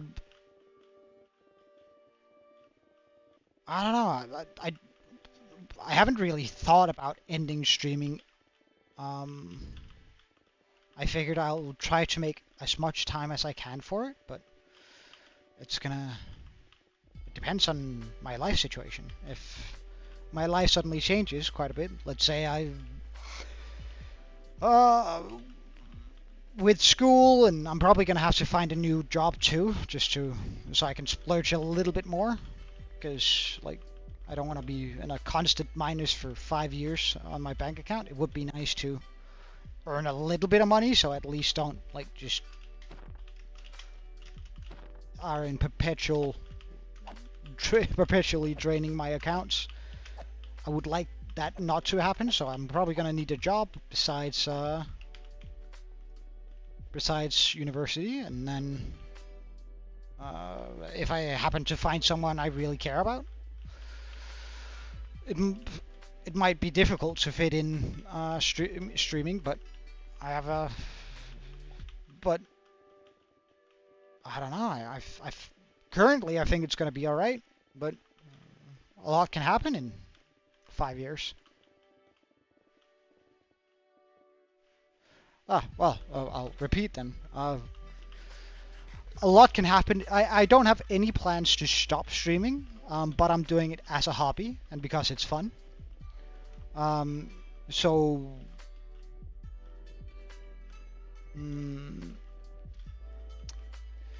as long as it is fun and as long as it feels like a hobby. Oh, failed. Huh. We used out all the pickaxes. Oh, I'll go fix them. Boop, boop, boop, boop. As long as it feels fun and as a hobby.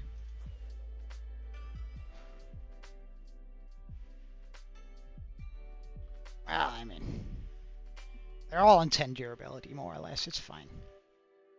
I don't want to be using this pickaxe, because then I won't gather up the ores. They'll become, well, non-ores.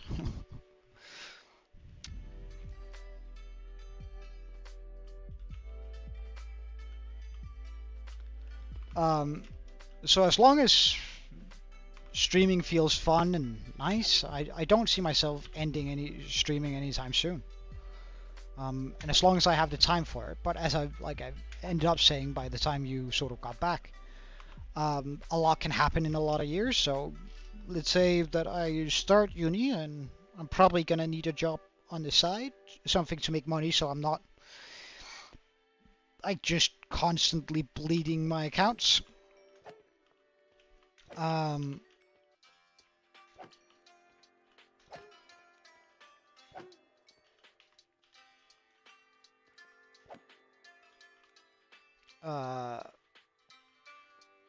If we get to that point, I'm probably gonna need a new job. And then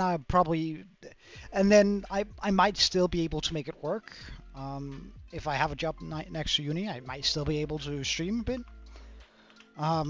But let's say I find a significant other I really care about, I might want to be spending more time with her.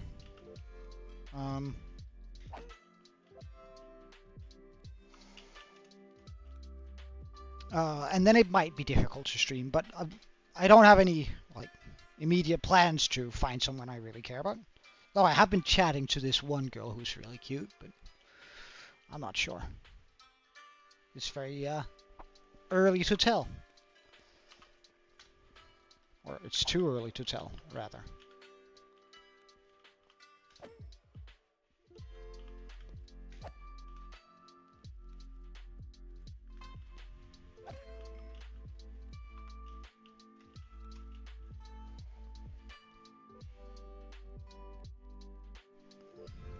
Nah, I've just been talking to her.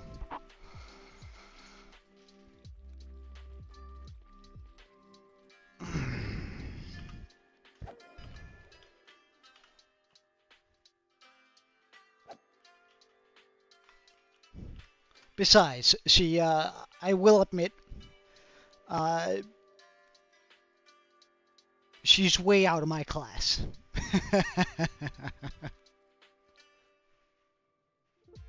So I'm not sure it's gonna go too well for me, you know.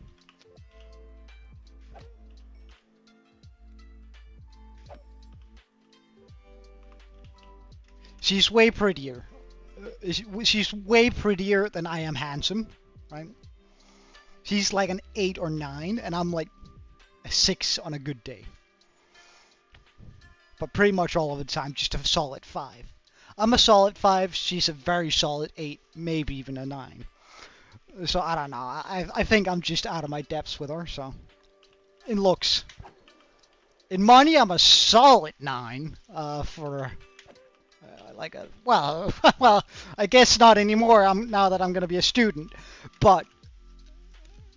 Well, right now I still have my job, so right now, money-wise, I'm a solid 9, but...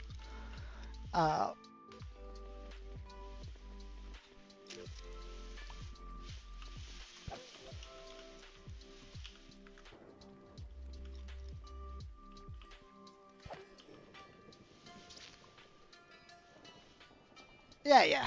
Like look-wise, I'm pretty average. I'm actually a little bit like the average height for a man in Denmark is 181, I think, and I'm 175, 177 with shoes.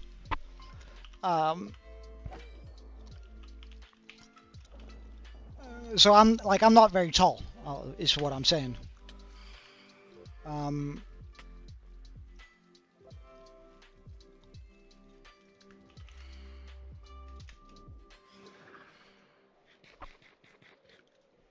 um, I'm not particularly tall, is what I'm saying. And that's all right. I mean, it is what it is. Well, let me just double check.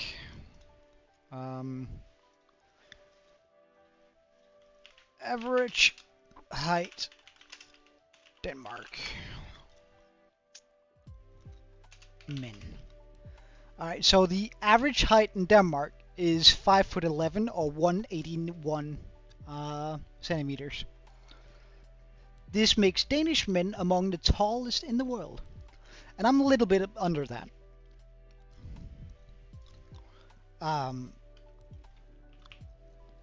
So, I mean, I think I got pretty decent hair, and oh, hello, you didn't die. I got pretty decent hair, good facial features. I'm not buff, but I'm lean. So I don't know. I'm all right looking. I just don't have quite the height advantage that most people do. I seem kind of small comparatively to a lot of people in Denmark.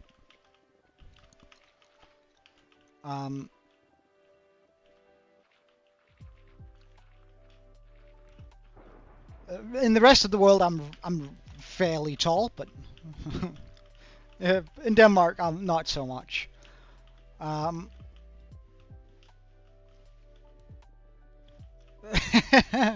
Well, unfortunately, I don't grow a particularly good beard. Like, I'm blonde and my beard is red for whatever reason, so I tend not to let it grow out. Unless I'm super busy at work, then sometimes I do let it grow out. My last girlfriend really liked the beard I grew out way back when. She had a thing for beards. I don't know why.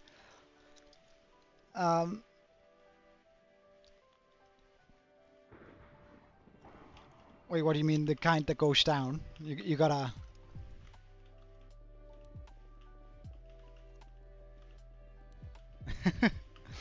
Well, no, I can pretty much grow a full beard. It looks weird to have like very blonde hair and blue eyes and then a red beard.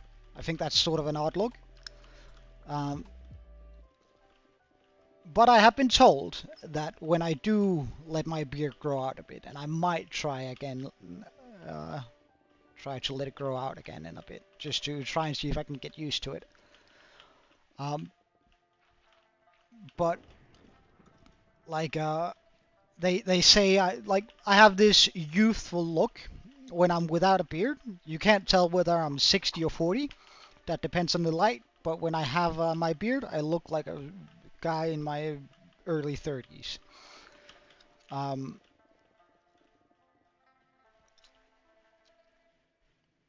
No face reveal. Well, maybe. Heck,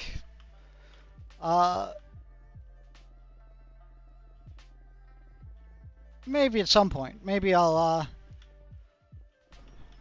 now that I'm gonna be a poor student, I might get money hungry and go, send me 100 euros and I'll DM you a picture of my face or something like that. I don't know. We'll see how money hungry I get.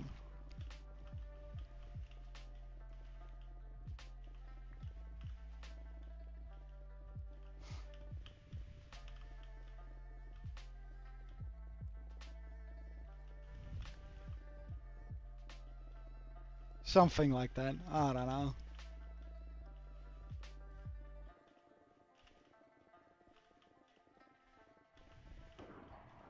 Or like make a donation thing, and where it's like, all right, 10,000 euros from all of you, like as a total, and then we're gonna do a face reveal.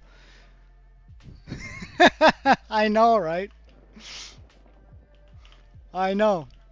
Which is why I said it, right? Because then I won't have to do the face reveal.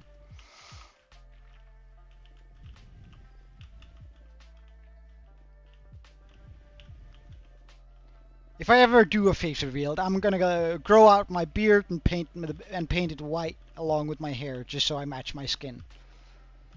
I'm gonna find a raggedy hat and some raggedy clothes, and then cosplay as my own skin in Minecraft.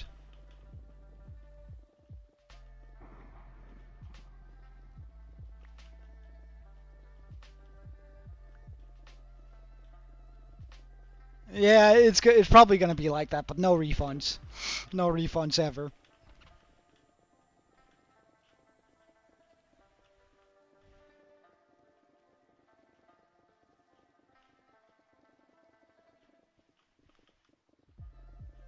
That's what you get for purchasing merchandise you haven't had a look at.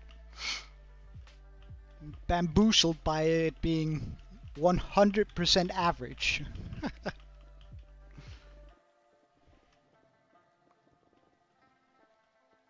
Alright, cheers. Have a good one. See you later, Pickle.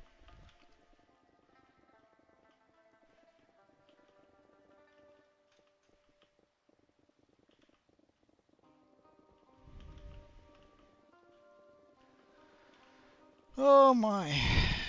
This is a lot of stone, not gonna lie.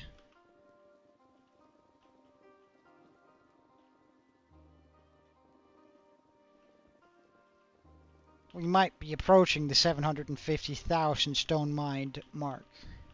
Total, not just...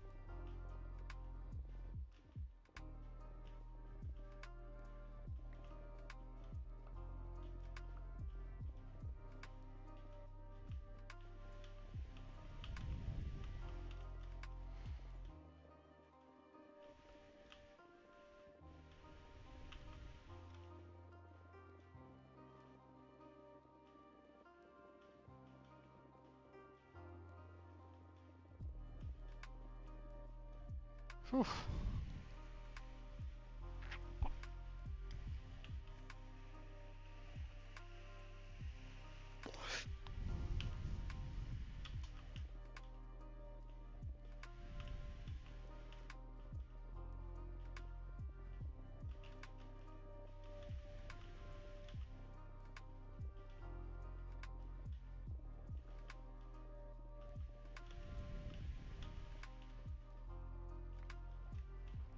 Alright.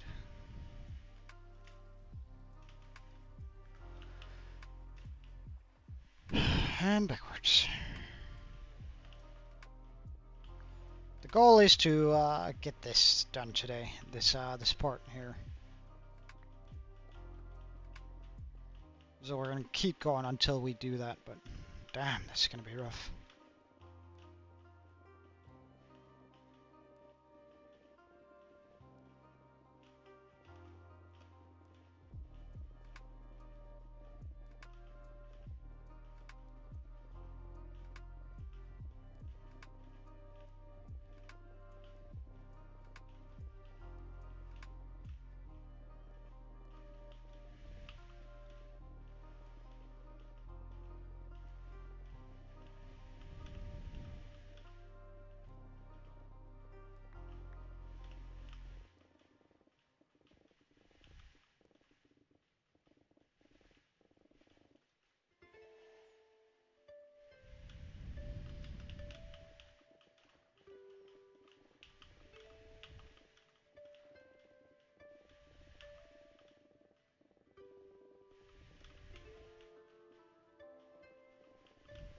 Welcome back, Pickle.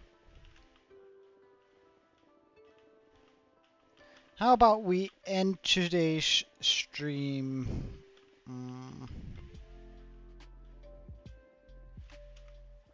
on a quick showcase of the server I play on. Oh, what was the video about?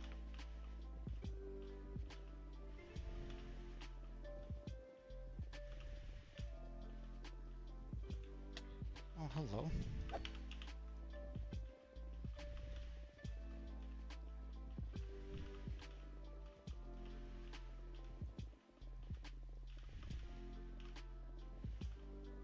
Hey, Kiwi, welcome. Video games based on how hard it is to reach them? What do you mean reach them? Video game ranks. Ah, right.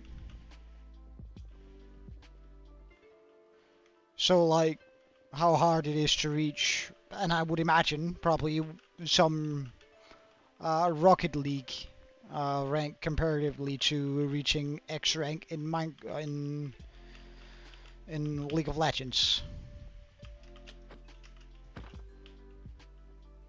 Ah, right.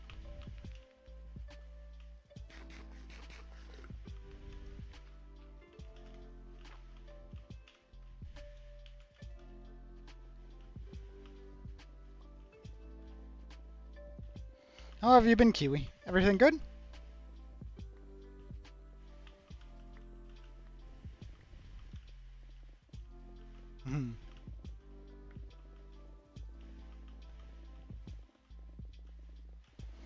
I was last night I was playing some World of Warcraft with some of my mates, and they were raiding in World of Warcraft, right?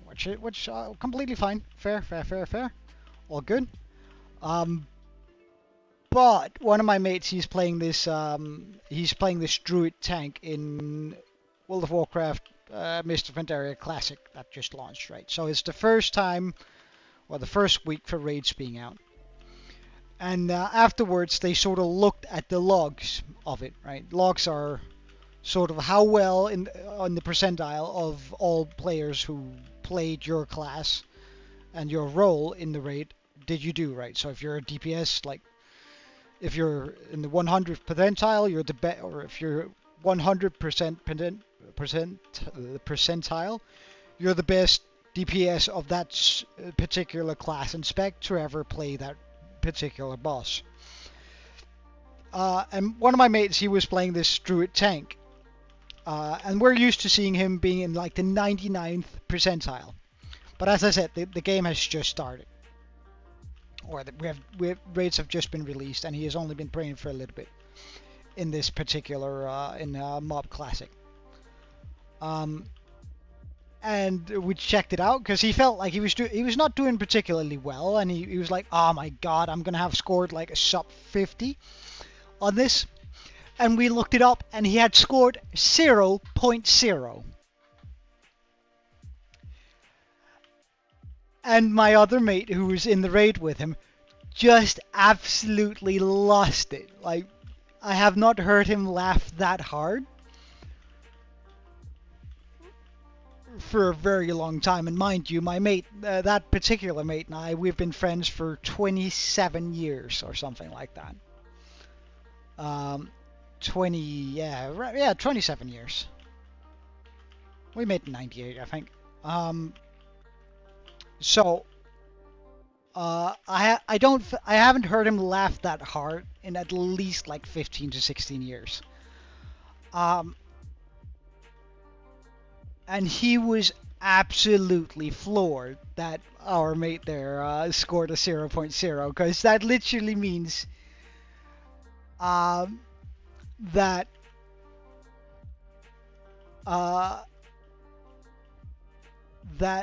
he was the worst playing feral tank druid to ever encounter the boss. 0.0 means you're the worst player ever to play against that boss, as far as the statistic says right now. That exactly, that is crazy, and especially because he's like usually in the 99th percentile. Like he's really really good when he plays WoW. Um, but this one time he was the worst of all time. He's not the GOAT. He's the what? Vote? Worst of all time. And my other mate found that like beyond hilarious. Yeah, exactly. We weren't like, it's actually like getting 0.0 is actually just as impressive as it is getting 100, right? Meaning you're the best player to ever like fight said boss. Getting 0-0 is as impressive as getting 100. He didn't find that as fun as we did, but then again, he's the guy who sucked, so. But he couldn't help laughing a little bit along to since my like. I have not heard him laugh that hard for like. Yeah. Anyway. But he laughed so hard and so heartedly, like he would just burst out laughing, like to the point where he was even like having trouble breathing. We could like hear him crying through. I don't know what triggered him, but something just like really hit on the right spot. And like we were my mates, the one I've been friends with for a very long time. His wife is playing with us. And she was the one that sort of noted it, because like they hadn't quite finished up the raid yet. But she just went in to take a look at the logs, and she went, "Oh hey," I'm not gonna say the name, but hey, well we're gonna call him Peter. "Hey Peter, you scored a 0.0," and my mate, who's my oldest, is he my oldest? Well, he's up there anyway.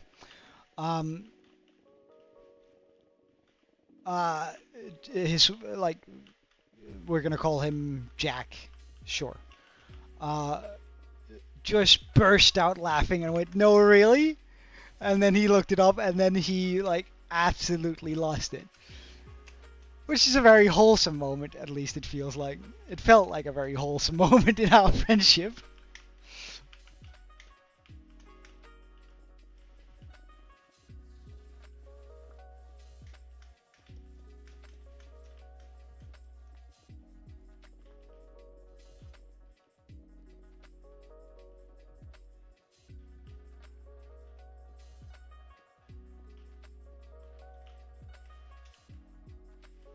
Yeah, exactly.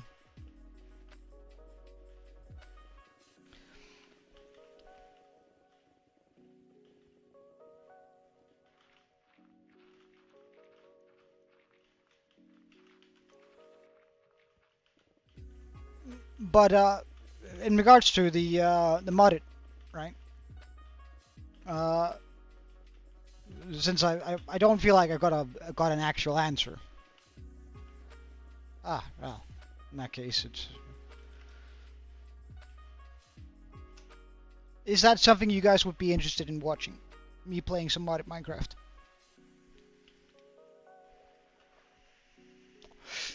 Alright, see you later, Pickle.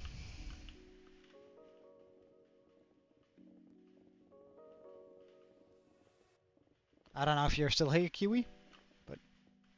Ah, you are. I can explain the premise. Because I am, like, on the side of this. I play on a small server with some of my mates. Well, it's not. Well, it is, well, I guess it's not large, but... And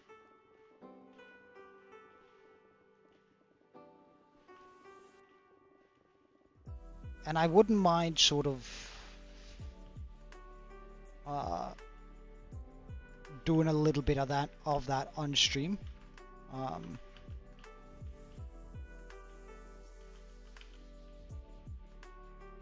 Yeah, exactly. It's sort of what I'm thinking, that it could be sort of a break from this, or start the stream with something, either start or end the stream with something that isn't digging, right? Because this is gonna get real rough real soon. Like right now, it's all right, and I think I've only spent like 9 hours digging now. But there is almost 100 hours ahead of us of just doing this. So maybe it would be nice sort of breaking it apart with something else.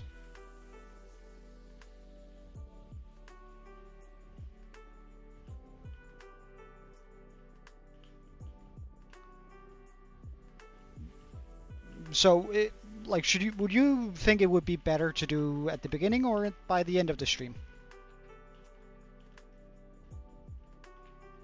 What would you think is more appropriate? Or what would you guys enjoy more? Because to me, it doesn't really matter in which order we do it, but if there's a particular, if you think there's a particular better time, then I might as well just do it then.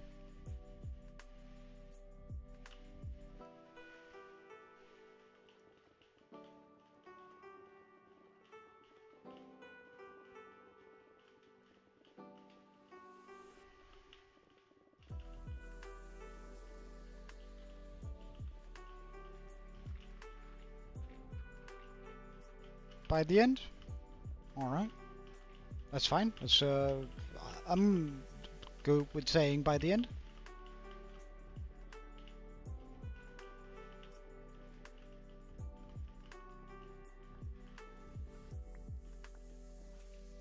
And like the thing about it is that it won't be gameplay from the very beginning of the server, right? Because I already have a slight setup. Like I've already built a little bit and progressed a little bit in it, so you won't be able to see the very beginning of that world, I suppose. And a lot of people have been playing on the server for longer than I have, so they've pretty much completed the entire mod pack. Well, no one has actually completed it yet. One of my mates, one of my oldest mates, is also playing on the server, and he is close to being completely done.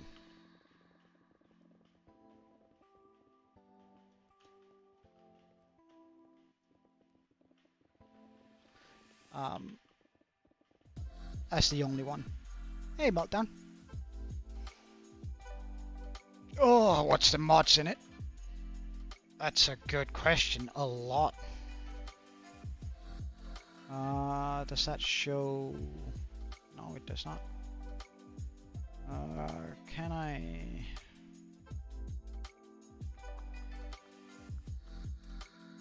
Then I need to add a new one.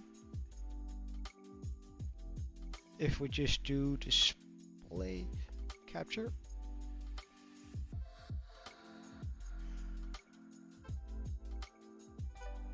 Right. It is this one here.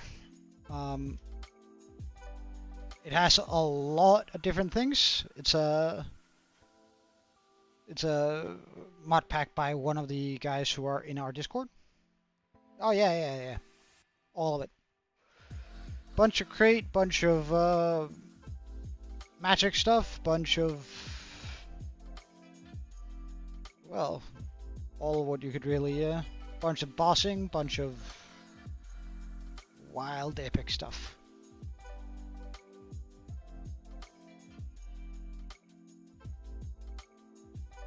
Cataclysm, Arsenivo, Arsilmental. So there's like a applied energetics.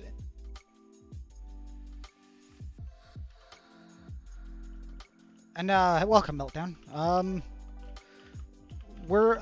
I've sort of been considering streaming on the server that I play on too. Like I'm a beta tester for one of my mates' mod pack. It's doing pretty alright. It's a good mod pack, and I wouldn't mind advertising it a bit on my stream either. And mainly because, like, right, there's gonna be a lot of digging from now on, like, and it might be nice to get a break from that, you know?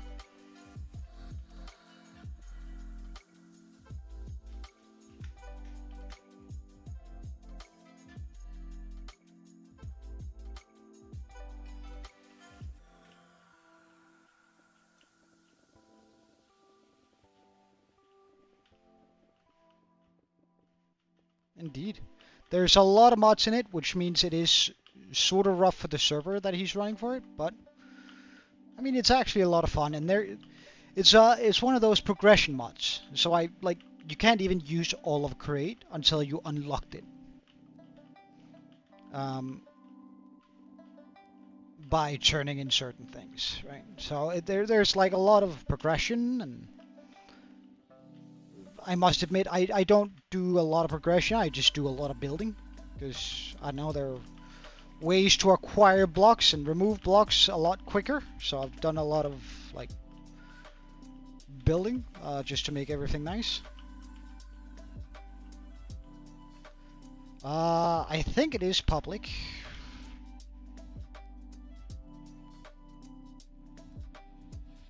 Ars Inventa.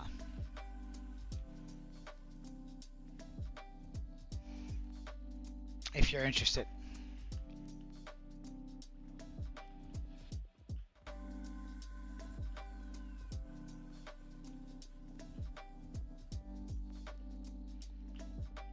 And like when you spawn in, it's sort of a running joke we have, my friends and I.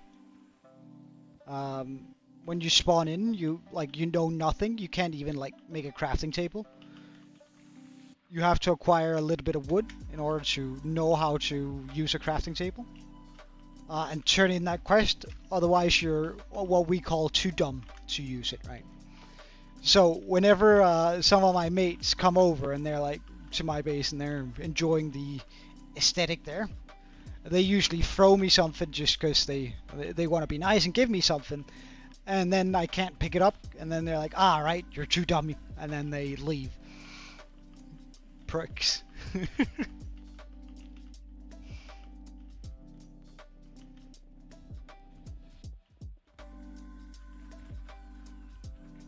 Yeah, it's very progression focused, and as I said, I think it's a very balanced mod. It feels very good playing it.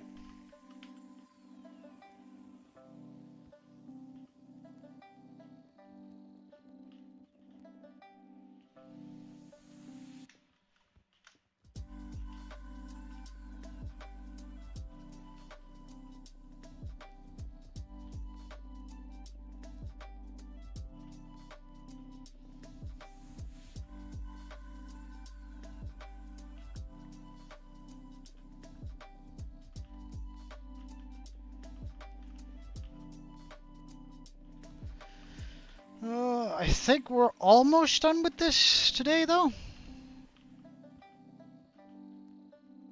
We might just take a look at it real soon to see how far I got left on this.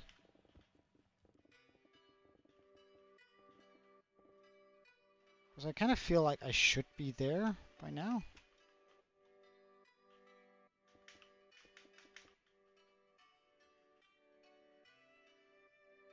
Okay.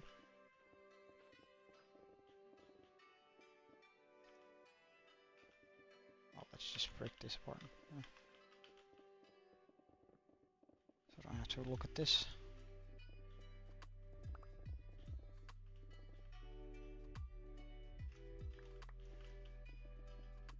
It's a yes, I think so. I think so. I don't know whether my mate has made it Bedrock compatible.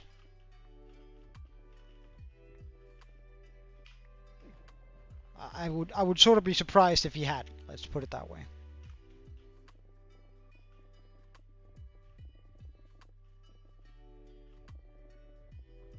And right now the mod is only in beta because like we're testing to see whether or not it is too easy or too difficult or and stuff like that. So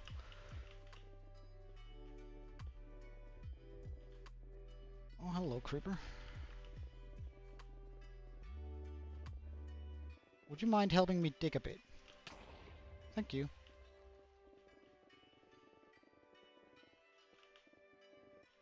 Oh, is that one going to come over here and help me dig too? Ah, thank you.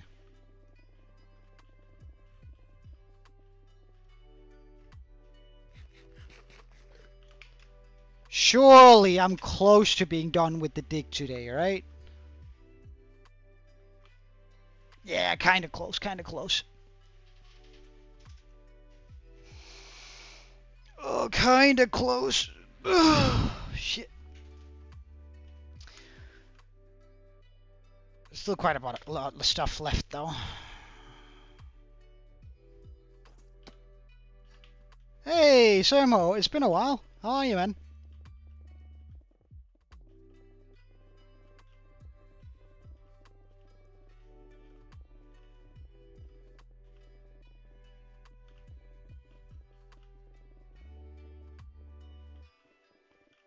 I'm doing all right. I just got into law school and I quit my job, and now I'm rethinking my choices because finances are suddenly gonna be a thing. But other than that, pretty good. Having to think about how I spent my money, I haven't had to live like that for a long time, and I absolutely hate it. But besides that, pretty good.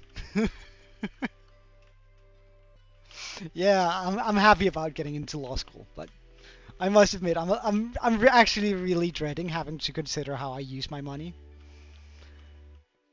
That's not something I've had to think about for a long, long time.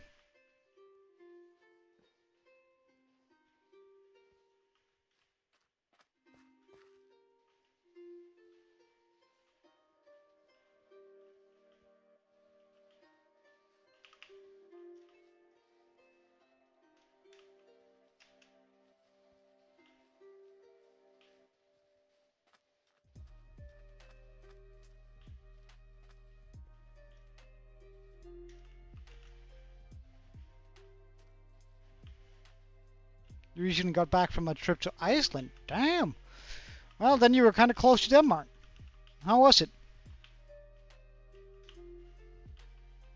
Yes, he is. He is going to be a lawyer, but well, in 5 years. In 5 years. Which, I don't know. It's kind of like usually like a lot of people say, I want to be a lawyer because you make good money, but I'm actually gonna likely be making less than I am right now. So I don't know. It's kind of it's a childhood dream of mine, I guess. For a long time, I thought that was what I was gonna be, and I don't know. Then I got that offer, right, where they were like, well, if you want to, you can come work for us, but we're a law firm, so you're gonna have to be a lawyer. Because they really liked me, so like they thought I had a good mindset for it, for solving their issues, and they thought that was just what they needed, right? Someone to solve problems, but more technical and lawyer on the lawyer side.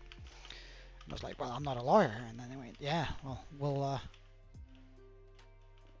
we'll give you a bit of pocket change if you get accepted into law school and then come work for us afterwards. There'll be a job waiting for you. And I'm like, well, in that case, I kind of feel like I have to take that, right? To satisfy my inner child. Somewhere inside of me, there's a 12-year-old Joe that's very happy about my choices right now. But there's also a Joe that really likes money, or at least having a lot of it. That's really upset with me right now.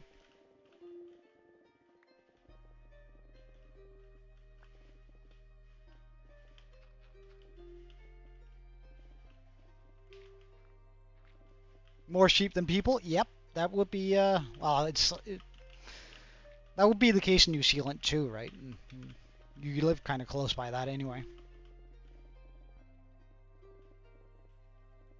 Yeah, it is really beautiful. It is really beautiful.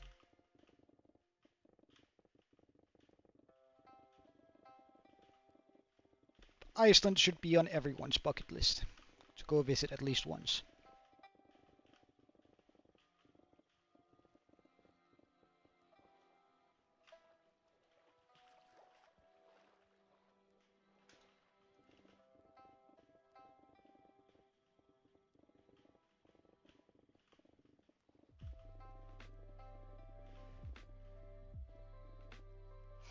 The US? No, I haven't actually.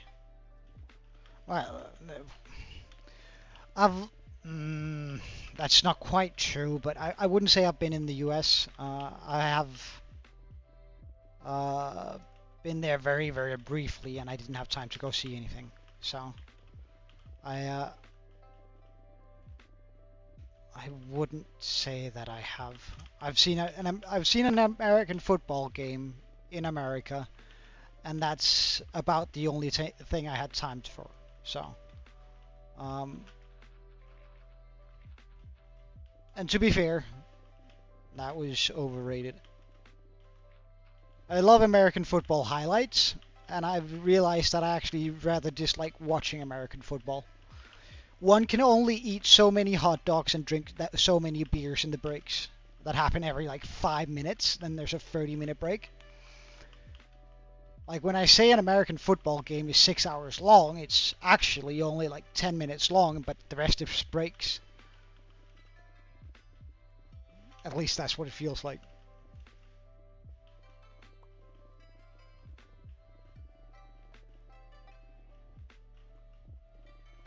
Then they have to verify a play, then there's a commercial break, then they have to verify another break, and another play, and then there's halftime, and then there's another break, and then there's another break, and then there's a commercial break, and then they have to fucking hell. Then there's a global toilet break, and I don't know. That it just seems to me, you know, that it's a little bit much, a little bit much.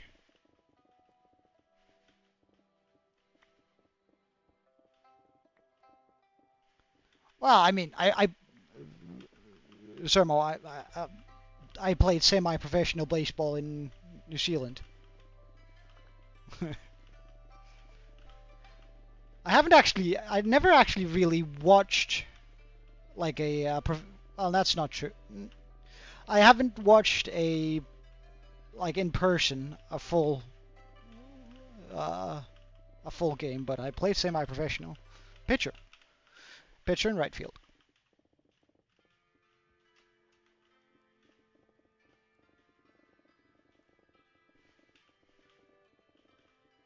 Mm-hmm.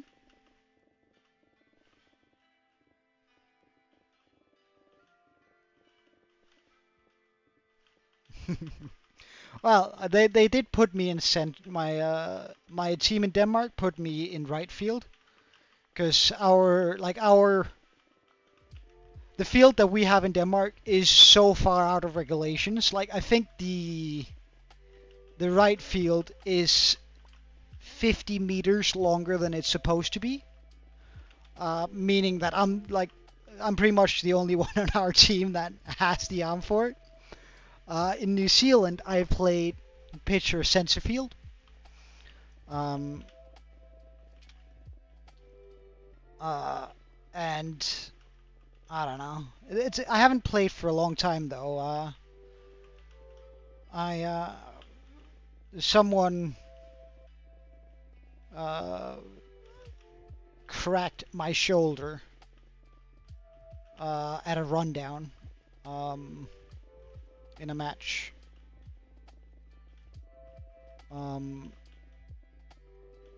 Like he was trying to throw it back to first base, but hit my shoulder instead.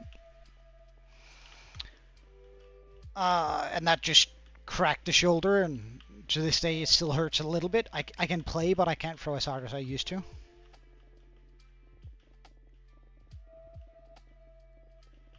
So, I don't know, it just feels less fun if I can't go all out.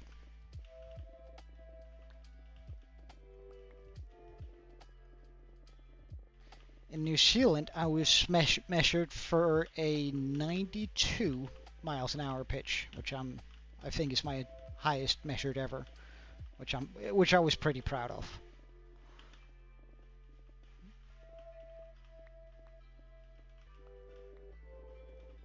I mean, it's not quite 100, but I have a decent knuckleball and I have a decent curve.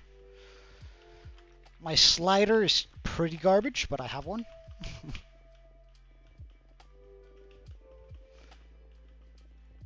And that's about it. Well, I guess if we count two-seam fastball, but as a different pitch than a regular fastball.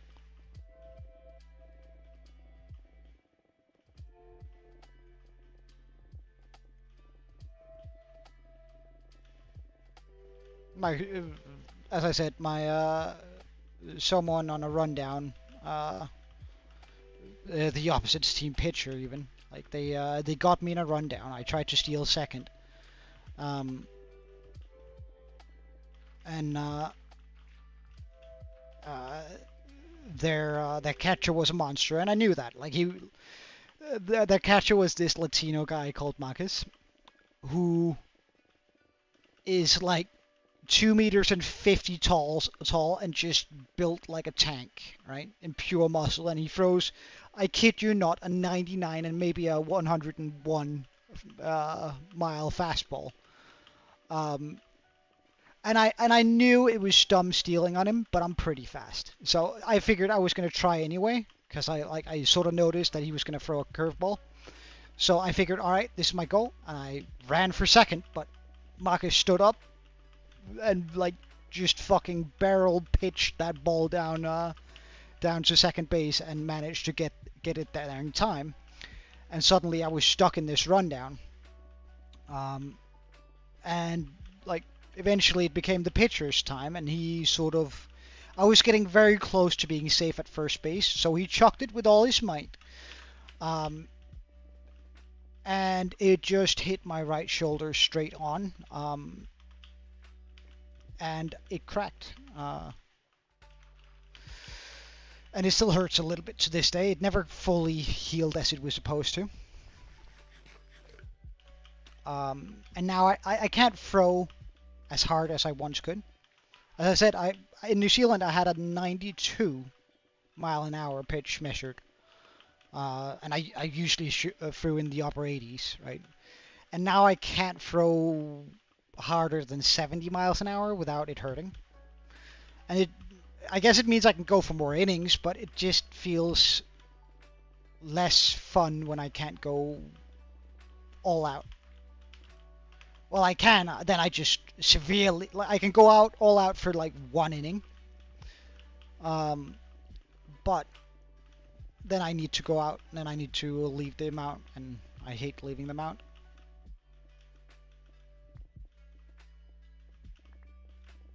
This is gonna sound like someone who's living his glory days, right? But like, I used to be able to pitch almost 9 innings, with an average of like around 86 miles an hour, right? So not being able to do that just feels like a defeat to me, and therefore I don't really want to pitch if I can't pitch with all my might, if that makes sense.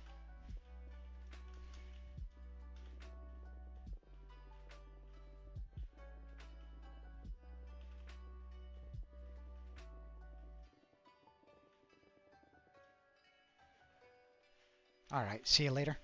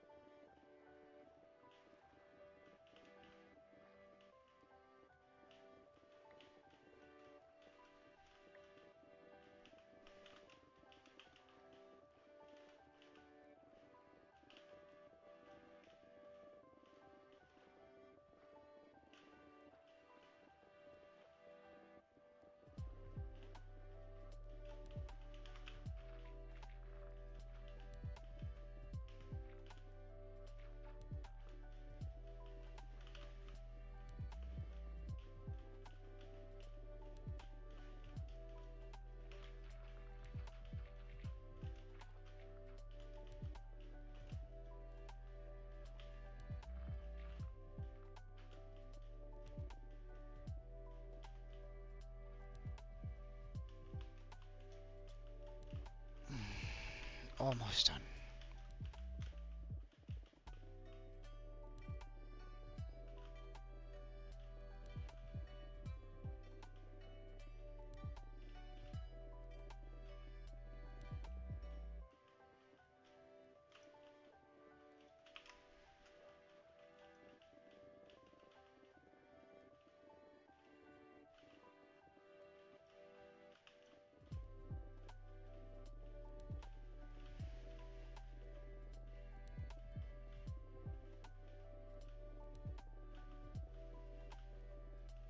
This is really pushing it for whatever.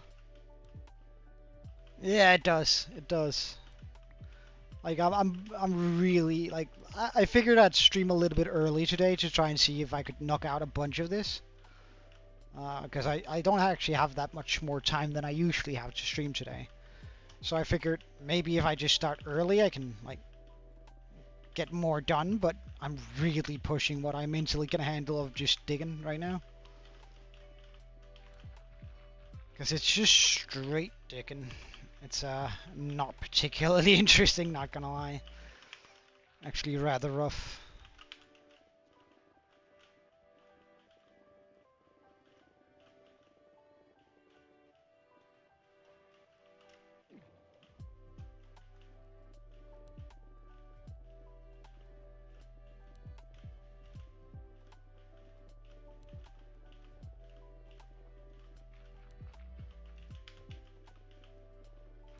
Absolute limit.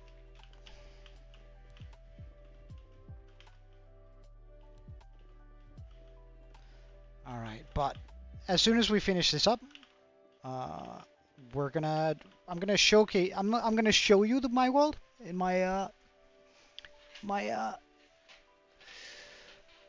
sorry, oh, I just gotta stretch real quick, otherwise I might just nod off from this. My brain is absolutely just turning off. But after this, I'll give you a quick showcase of the modded world. Not that we will be playing on it a bunch today. I'll simply just be showing you guys. So you know what to expect. Ow. Ow.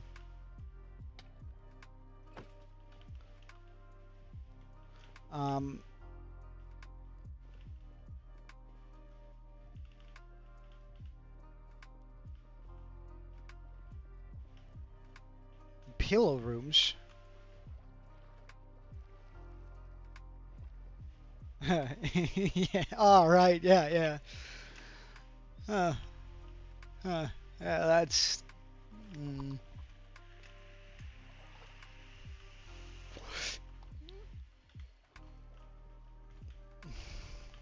They're in the mod pack, right? In Alex mobs, there are these. They're called forgotten miners, right? Which are just like these ghostly miners that are digging, right? And they actually kind of look like my skin, and they're just like mining air, doing nothing. Like you can do nothing with them. They just appear when you've been like mining out a big area. They appear to sort of, I don't know, be a part of that big dig. I don't know why they appear, but they sort of remind me of my own skin. And like doing this, I can sort of just imagine that it could be me, like just walking around mining the air and being like, I find that a little bit funny.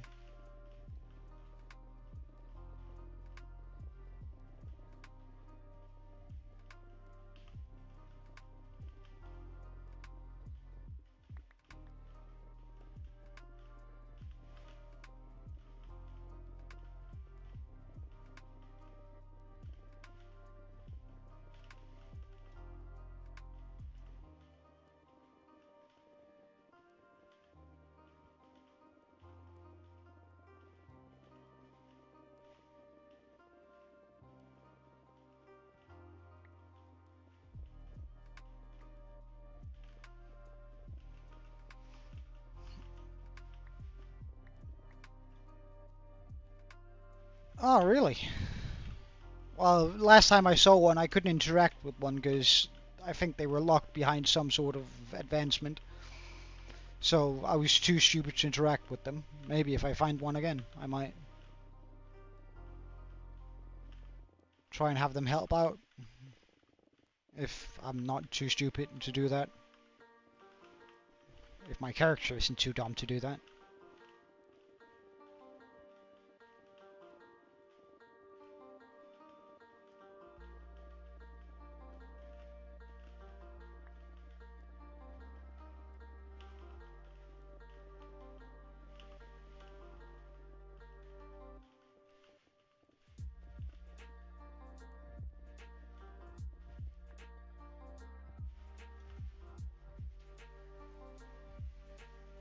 Oh, really? Well, I have a Infernium pickaxe with efficiency 8 or something on it, and I'm breaking a lot, and life mending and mending, and it's efficient on, like, the pickaxe is efficient on all things, such as like wood, and has netherite efficiency on every block. Yep. So I mean, I'm pretty stacked on that. I have unlocked Prudentium, I think it's called, but I don't have a need for it. Like, it's a, I think I've upgraded my gear into Prudentium just so. Uh, but that's about as far as I've gotten into it. Like, I haven't unlocked the next thing, the next level of that sort of armor. Which is, I think that's the best armor, well, maybe besides some other things like some legendary armor, but the best armor I have access to currently. If I went boss killing, I might be able to get some nicer armor, but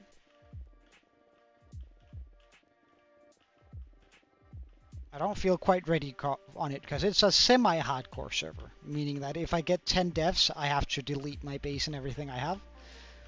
And I think I already have 6 deaths on it. One to fall damage, which was very embarrassing, but happens. 2 deaths to sea serpents that just appeared out of nowhere when I was trying to have fun in my ocean, chasing jellyfish because I wanted some slime. And a death to a whale because I thought I was strong enough to mess about with whales, but I was not. I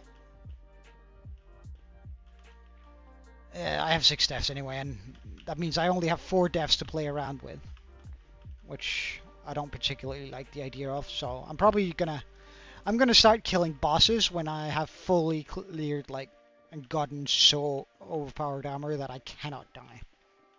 Yeah. Dragons are pretty I fought a level 4 dragon, which was pretty easy. Like I could certainly die to it, but I managed.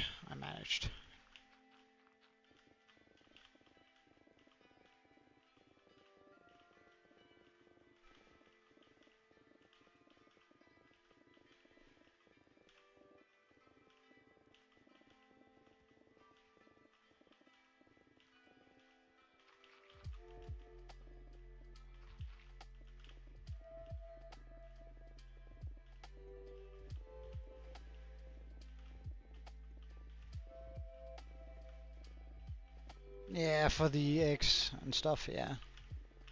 I don't know, it's...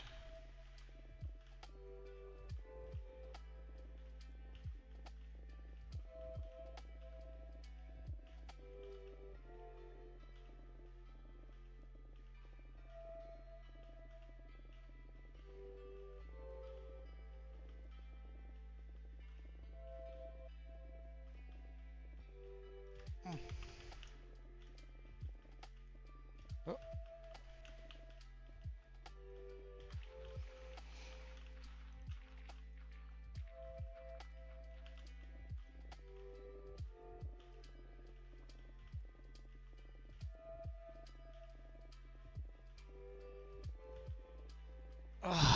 We're almost done with this.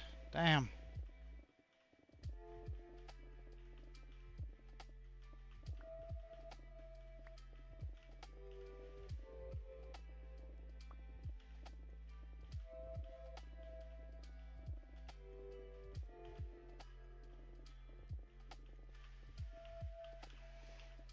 It's fairly big. Again, as I said, I'll give you a showcase in just a second, because we're done with this now. We have achieved the goal for today, which was to get rid of all, get that layer over here all the way down. Oh wait, what's that? No, never mind then. So now all of this is ready now. Like next time we're gonna try and deal with all of this area here, which is a much larger area, unfortunately. But it's likely gonna take 2 streams just to dig that down, dig this down here. But we'll check in on that later. But for now, we'll end on the hardcore, and we'll see the server play. Now, this takes forever to launch up, to be completely fair. So while it launches up, I'm just gonna quickly go to the toilet, and I'll be right back.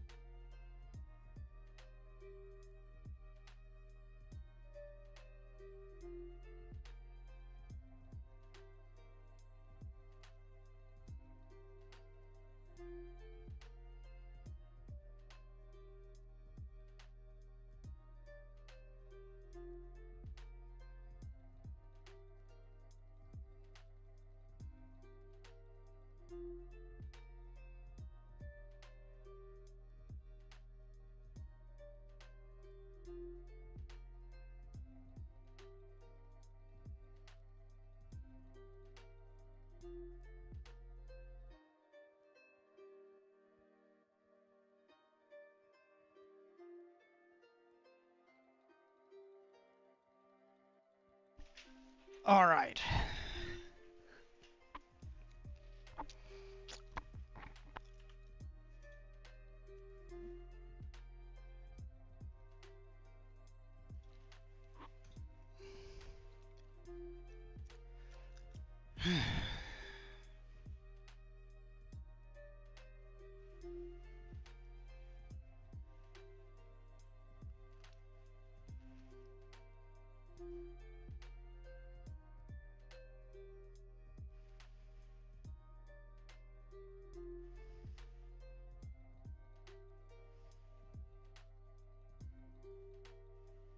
There we go.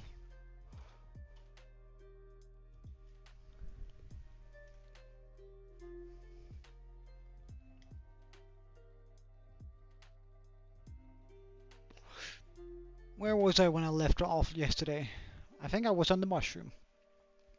Now, I'm not done with the exterior of my base. I've done some of the interior.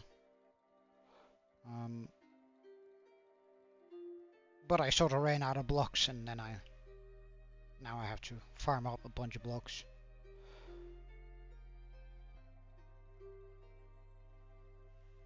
So I'm pretty sure that's where I left off.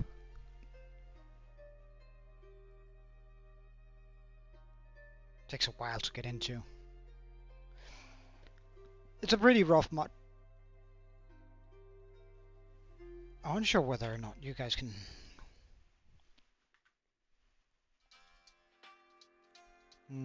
okay, it froze.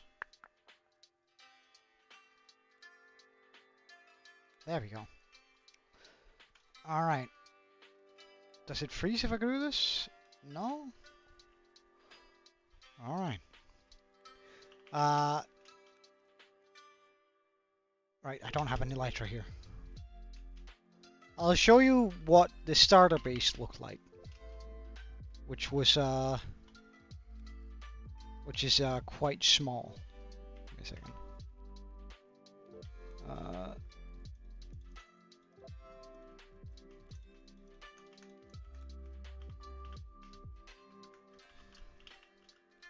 The screen is black, really?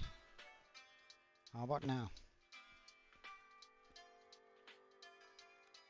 There we go. Okay, so I can't put it into, there was something about this mod pack that makes it so I can't put it into full screen, but we should be able to see now. So this was the starter base, bear in mind, where I just got situated. Which looks pretty regular, nothing out of the ordinary. I used to have my chests here.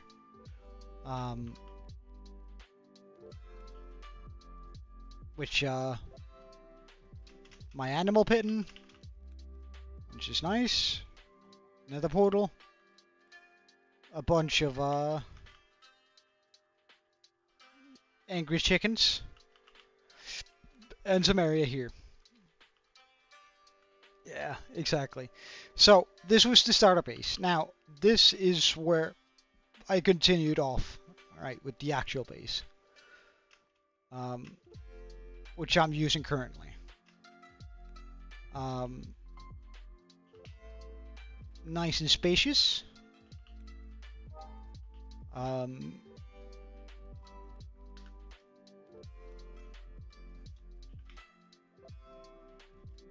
It's semi-large. We have a few things down here. The seeds, because I don't know, I need a bunch of seeds. I need to upgrade this chest too, but I'll do that eventually. Which just gives me a bunch of coal and a bunch of infernium, which is nice. In here we have my tech area, which is currently not very used. Are these full? These are full. That means I can't run this anymore. Pretty straightforward. Steam engine that runs all of that. A bunch of water wheels that run all of that.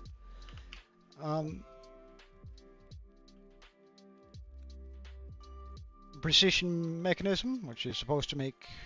none of those are in there, but fine. Let's just grab this along. Oh, I can just stay in there.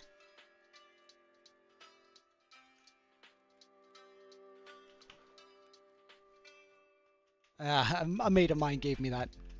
A mate of mine gave me this. So no, I haven't.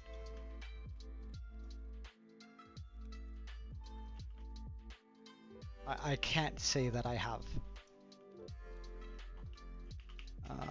Hopefully there's not a lot of overflow over here. Pretty decent amount of overflow. Yes. So this is the general base. A little bit of stuff over here, farmland and stuff. In there we're gonna be sort of doing a lot of the plant stuff that I just need to do, get a bunch off rip. Though I will eventually move that down below. The big staircase here I have yet to sort of finish up, but currently it just leads upwards.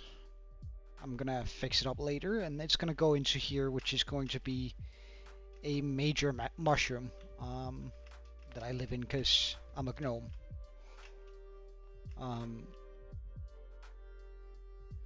Which is gonna take a little while, and I sort of ran out of the limestone, that stuff there, the cut limestone, so I had to progress. Yeah, exactly. And the way this mod pack works is there are all these levels here. That gets progressively harder to progress through. For an example here, in order to get to this level, you have to turn in 50 netherite ingots, 100 diamonds, 100 emeralds, 200 gold sheets, sulfur, crushed gold, and gold coins. And then there are things like this. Treated wood, barrels, item vaults. This one's pretty easy. I could turn that in right now.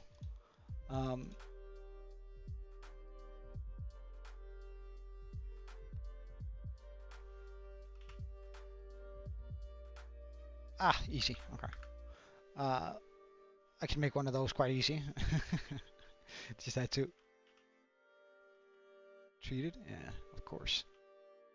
Is this electron wire? Oh no.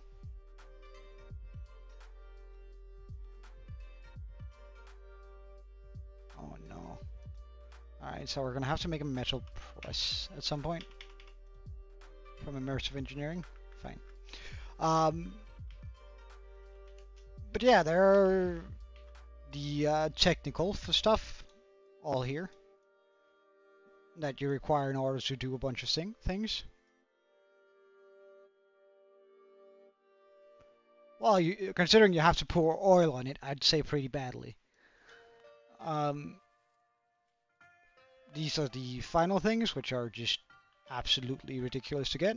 And then there's the magical part, which I haven't delved too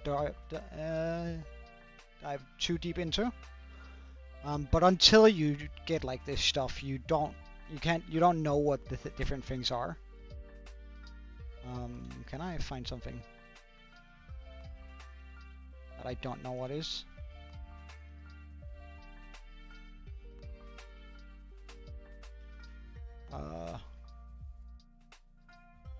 Oh, right. That was something I didn't have the knowledge to see. Oh, there we go. It says like that I need to progress until I get to this stage. So, there's quite a lot of stuff I still don't know what is. But first I want to complete my mushroom. I do think I have a design world here, of course, too, for my mushroom. Because I had to figure out how I wanted it to be, but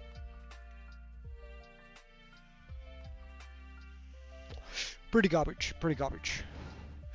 Just threw random enchants on it to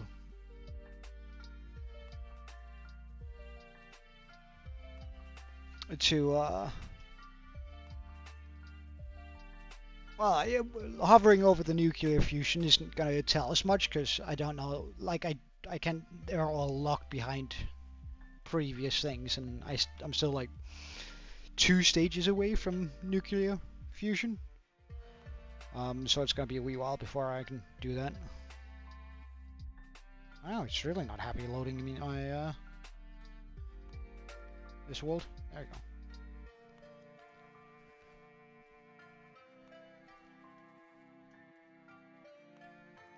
I figured I could show you what the mushroom is going to look like eventually. I will be playing on the server without streaming it, but I'll end some of the streams with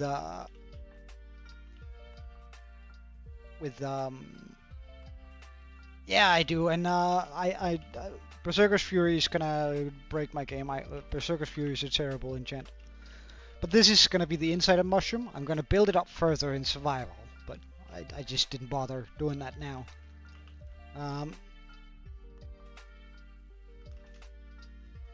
Yeah, I was told, but this is going to be what the mushroom is eventually going to look like once I finish up everything. Right. Am I cutting off a corner here? I'll deal with that when I get to it. Hey, Diamond Boy. This is going to be what it eventually looks like. Or something like that. Oh, wait, hold on. Let's just get rid of that. You're getting here on sort of a bad time, Diamond Boy, because I'm about to head out, actually, but I was just showcasing a, yeah.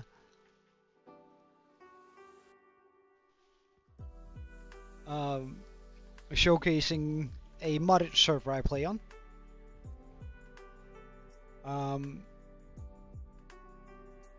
And I might be playing on that to sort of break a little bit more in order to sort of break the monotony of the hardcore world, where we're going to be doing a bunch of digging. Right. So I might play for half an hour or 45 minutes on every stream on this, on my on this server, where this is gonna be where. Sort of, Diamond Boy, sort of.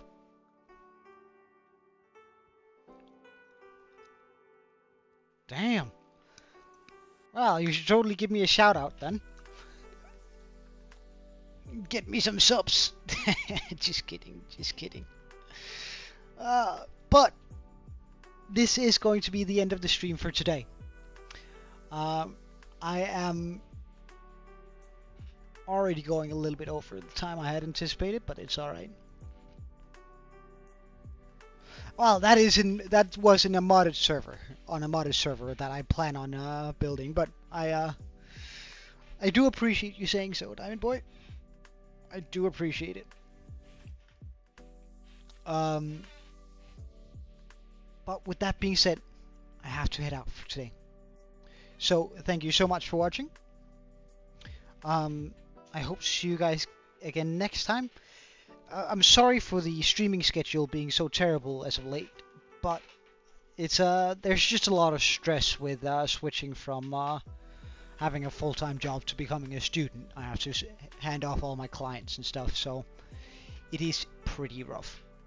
I'm gonna try and stream as much as possible, but we'll see. Anyway, have a good one.